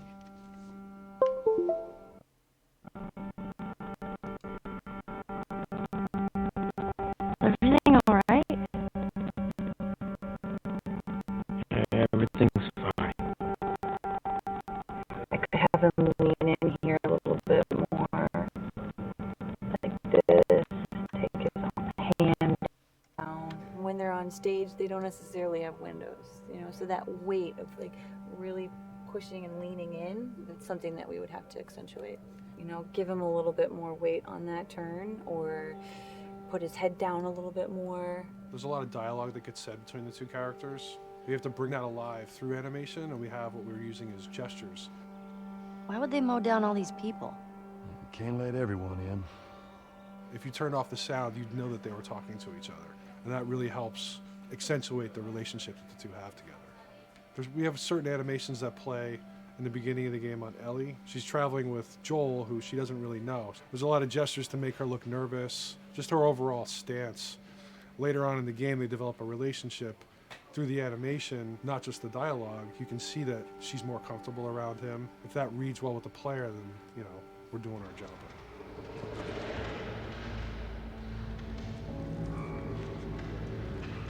We want her to look scared when she gets a gun.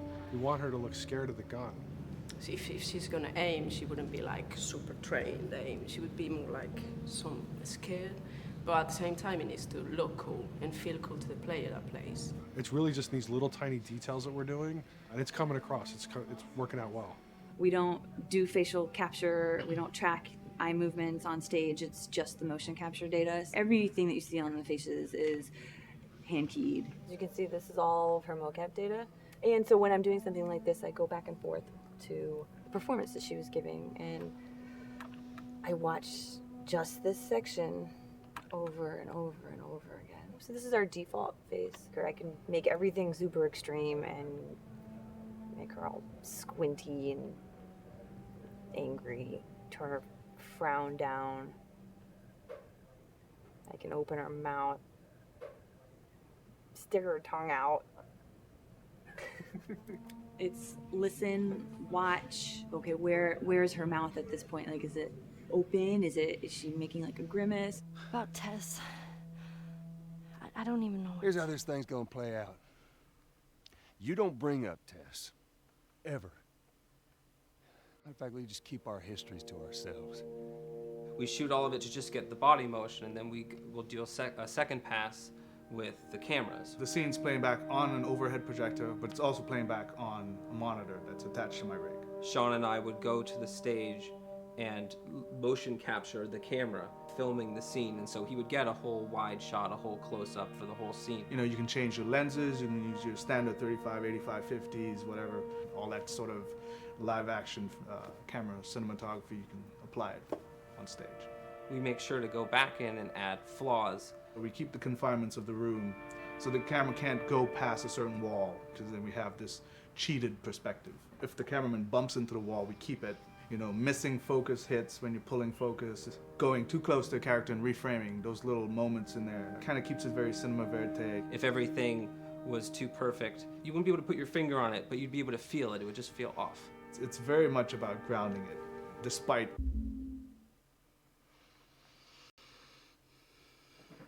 having, you know, the option to do whatever we want. Being able to place the cameras anywhere we want after the motion capture gives us both advantages and disadvantages. The biggest advantage is it means that we just have to nail the best performances we can get, and the luxury is that we can always swap it. The 3D world gives you limitless opportunities with cameras and movements, exposures, all that stuff. Most of these cameras are sort of set up like real world cameras. So we have lens, we have f-stop that will create the depth of field. We have aperture to, you know, set our film back and all that stuff. A master, and then I have my close-ups, my over the shoulders, sort of just like a live action production. Let's go to camera 30 at the 23.458. Then I get that kind of weird, you know, bend across his back. The closer I bring the camera, the more bend I get, which is, you know, doesn't look right. It doesn't look it looks less cinematic than if I do that, which flattens the whole thing.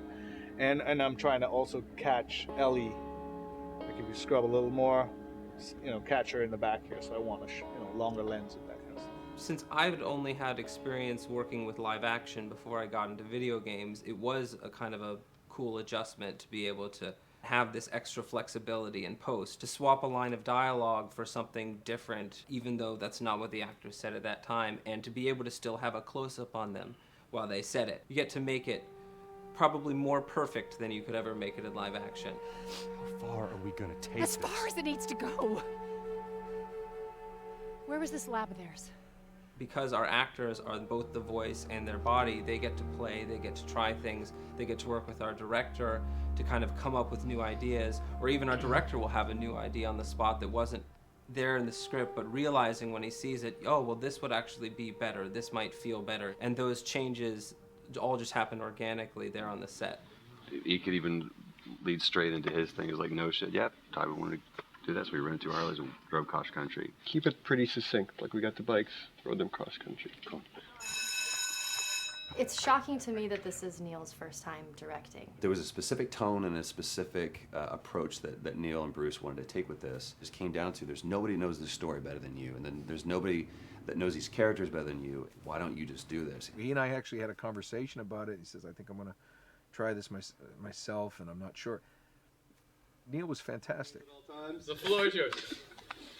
Okay, so remember, you've been running away from this turret-mounted truck. If you come to this dead end, you're going to look up and see a potential way out.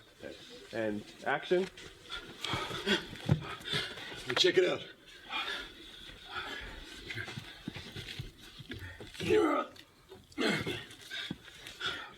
I mean, his writing is honest, and it's dangerous, and it's natural. And I love his economy of words. He doesn't hit everything on the nose, so it leaves it open for you to interpret and bring some nuances and things like that. The entire process is collaborative, but really it's led by Neil's willingness to change and flow and decide something doesn't work, you know, fix it right there in the moment.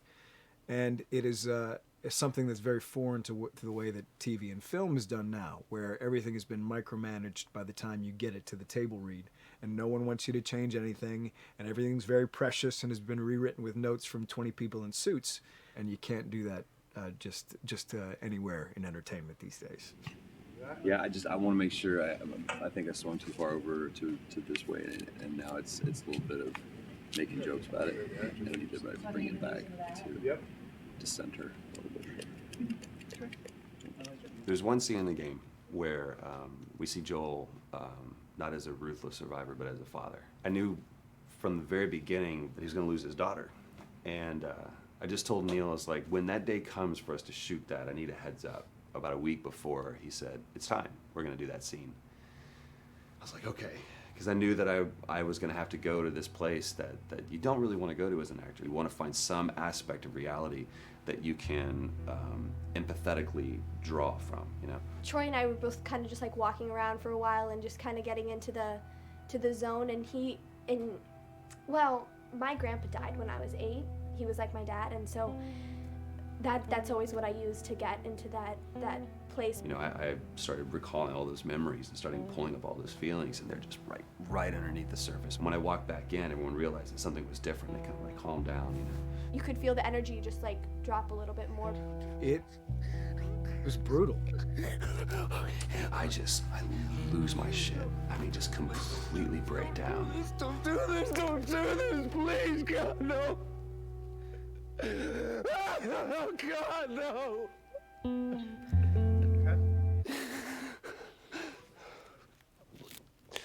The soundstage was deathly still. It was the first take, and I felt really good about it. And it's like Neil said, "Okay, let's do it again."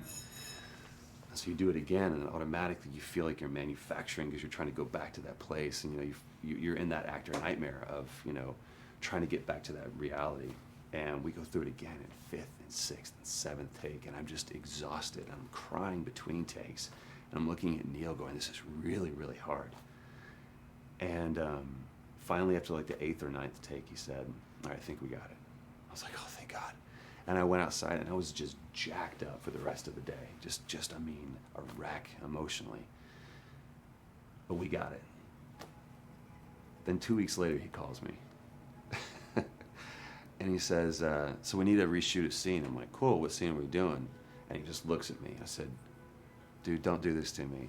And you can either at that moment throw your hands up in the air and say, "Fuck this," and walk away. Or you can say, "Okay, this is an opportunity to get it more right." I'm like, "Okay, all right. If you don't think you got it, I'm going to show you that you got it. We've got it in the can." And so we go through it again, and it just feels fake, feels artificial. And Neil goes, "Go through it again." We start doing it again, and I'm getting madder and madder with each take. And finally, about the 4th take, Neil comes over to me, and I love him so much. He goes, "So I'm picking up on some resistance." I was like, "You're damn right you're picking up on some resistance. We've got this in the can already, and we're just wasting our time, and we're wasting all this effort and energy." And then he started talking me through the scene. And he was like, "What I need you to do is I need you to just strip yourself of all these ideas, and I need you to hit this beat, and this beat, and this beat, and this beat," which just makes it sound so mechanical, and it's such an emotional scene. So we start going through it, and literally I am mindlessly doing these things at this point. Okay? I know it hurts, baby. I know. So I'm gonna lift you up. I'm gonna get you over here. Come on, baby. Come on, work with me, please. God, baby. Sarah. Sarah! Don't do this to me, baby. Don't do this to me, baby. Come on. And he stops, he goes, "Now we got it." And I realized that the reason why I wanted that first take to work was because I wanted everyone to look at me and go, "Wow, what an actor." And that's not what the scene needed. Those moments where you just have to sort of calm your ego down and just go back and do your work. That scene actually works, not because of me, but in spite of me. And that really is the marker and definition of working with a truly good director. There are many like it, but this one is yours. Why don't you have a seat?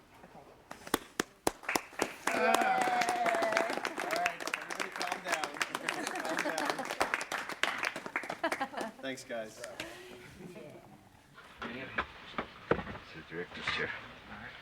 Working on the project, we knew we wanted to have a pretty minimalist soundtrack. And we had a folder where we just throw music in there. Looked at the folder one day and we saw, we have a lot of stuff here from Gustavo Santaolalla. We're looking for a composer. What if we reached out to him?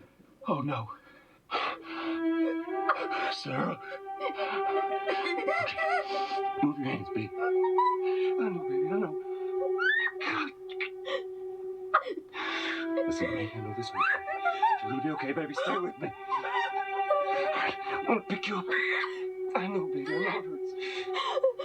Come on, baby. Please. I know, baby. I know. Sarah. Baby.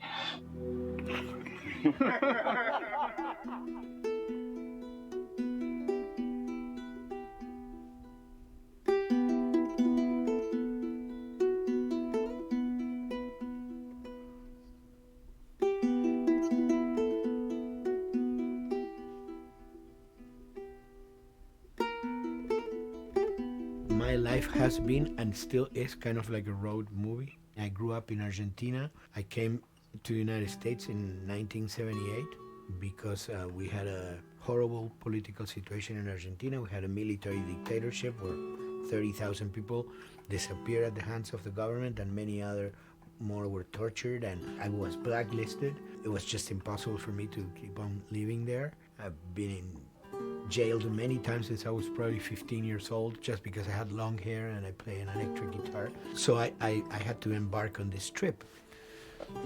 I can relate to that kind of need of movement and going to the next place and the next place and the next step.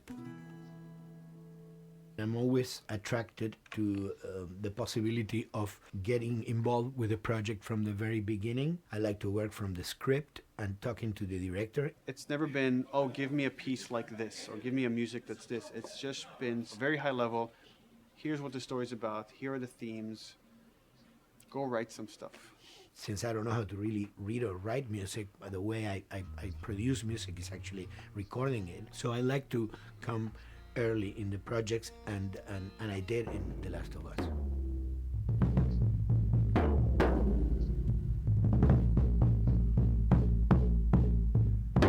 One thing that was fantastic from the very, very beginning was the freedom I had to try and to do whatever I felt could work, you know?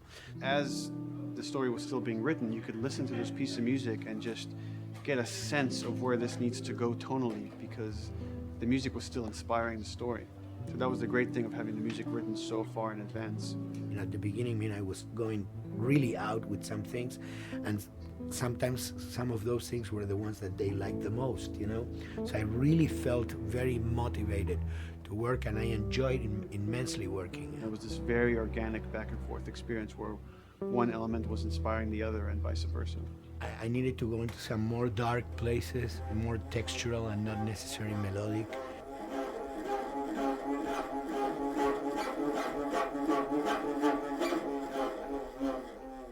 I'm always trying to sort of push myself into playing instruments that I don't know how to play. There's an element of danger and innocence. Lennon once said, you know, give me a tuba and I will be able to do something. I'm an artist. I should be able to do something. I like to put myself in that situation.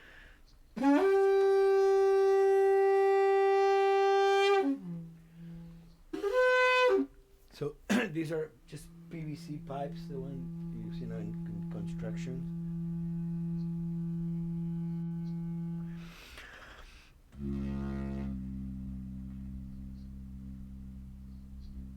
Or instruments that I know, kind of twist them. From the concept of the prepared piano, you know, I mean, I've worked with prepared guitar, stick things into the guitar and things like that. And also in The Last of Us in particular, I work with a detuned guitar. So I really tune the guitar extremely low. And the result is, you know, strings that are very loose and will produce not only sound, but produce noise.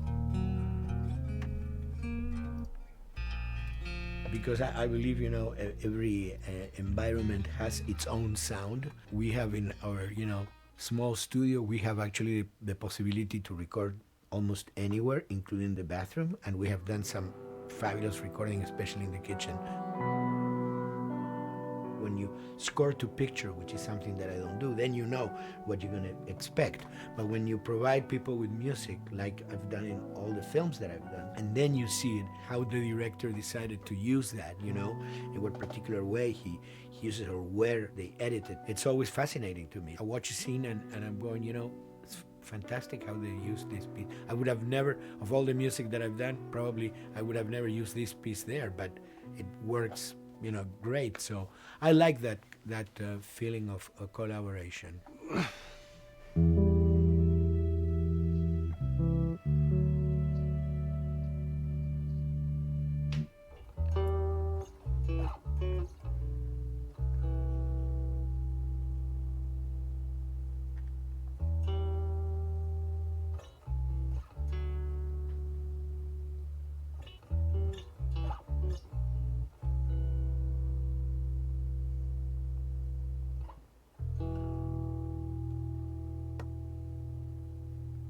I think, you know, the guys also that work in programming and adapting that music to the game, they should share a lot of the credit for the end result. In the beginning, there was silence. Yes. Then they hired sound designers. Then they regretted that decision.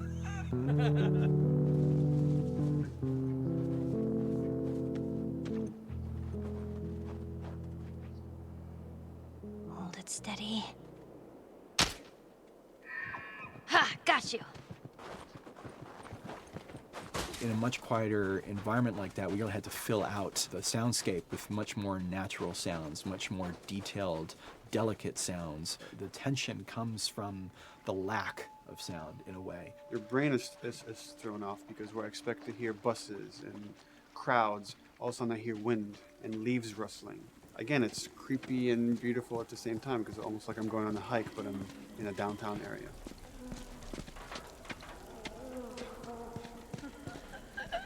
Get up over this truck. Let's see what we can find.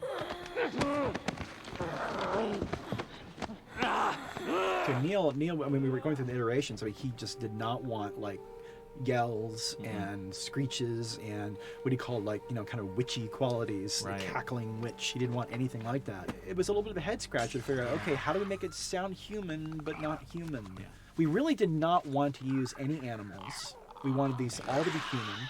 Derek and I basically decided to hire a couple of voice actors who did some interesting work vocally to see if they can come up with something. And we worked with this girl, Misty Lee. She started giving us these really great screeches. And that's no process. Yeah, that's just her voice.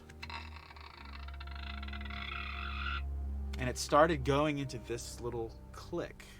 We also used a little bit of Phil's voice.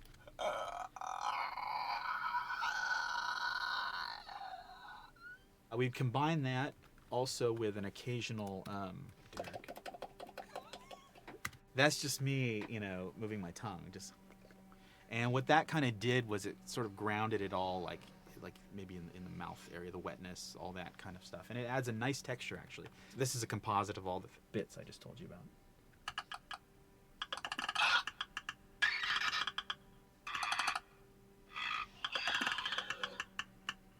Sounds like a Snapple bottle. Oh, the lid? Like the lid, yeah. Hey, that's a good idea. Fuck, where were you guys like months ago? Why didn't we think of that? Why did we think of that? Stupid.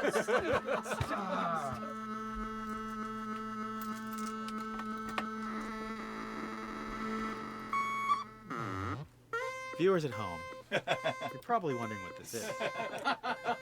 Let me tell you. About 10 years ago, I saw this Synthi A suitcase synth. I wanted to get one. This finally arrived in January, just in time to start using. I thought, well, what can I do with this?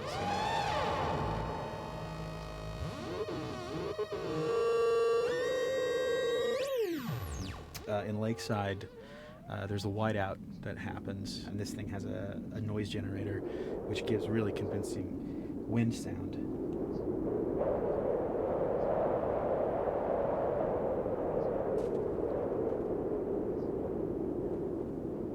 The military still has technology. There's sirens and alarms, so I wanted to try some new concepts.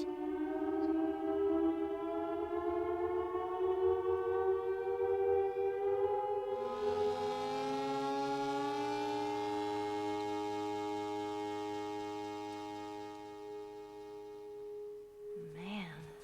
What? Nothing. It's just... I've never seen anything like this, that's all. You mean the woods? Yeah. Never walked through the woods. It's kind of cool.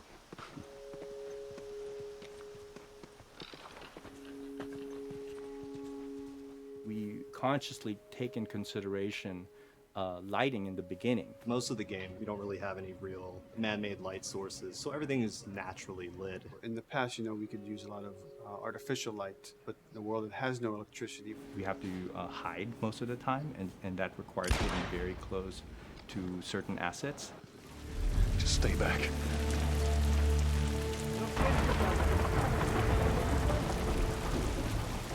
Otherwise, can't.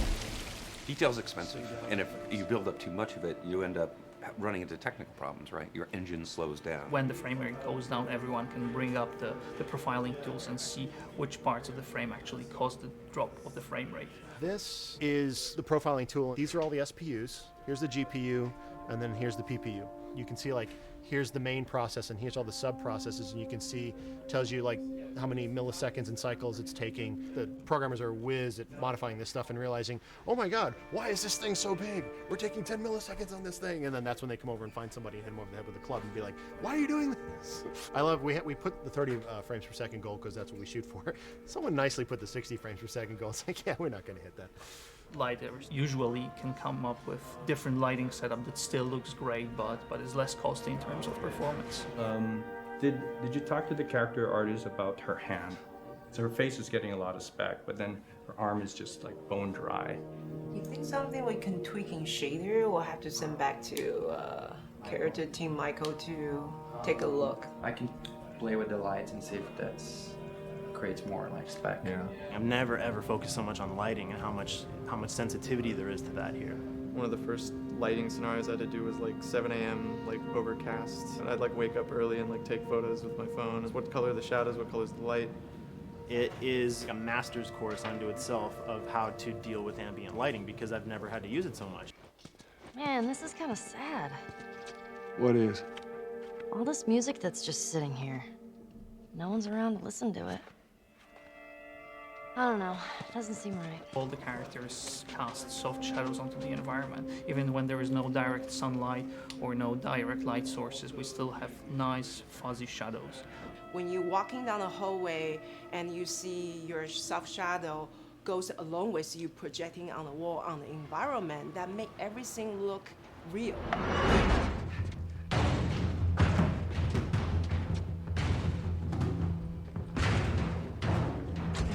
Follow me through here. Okay. The flashlight brought a whole new spin on it. So some of the environments end up being really, really dark, and you need the flashlight to get around. Give me a hand. We want to have the environment be really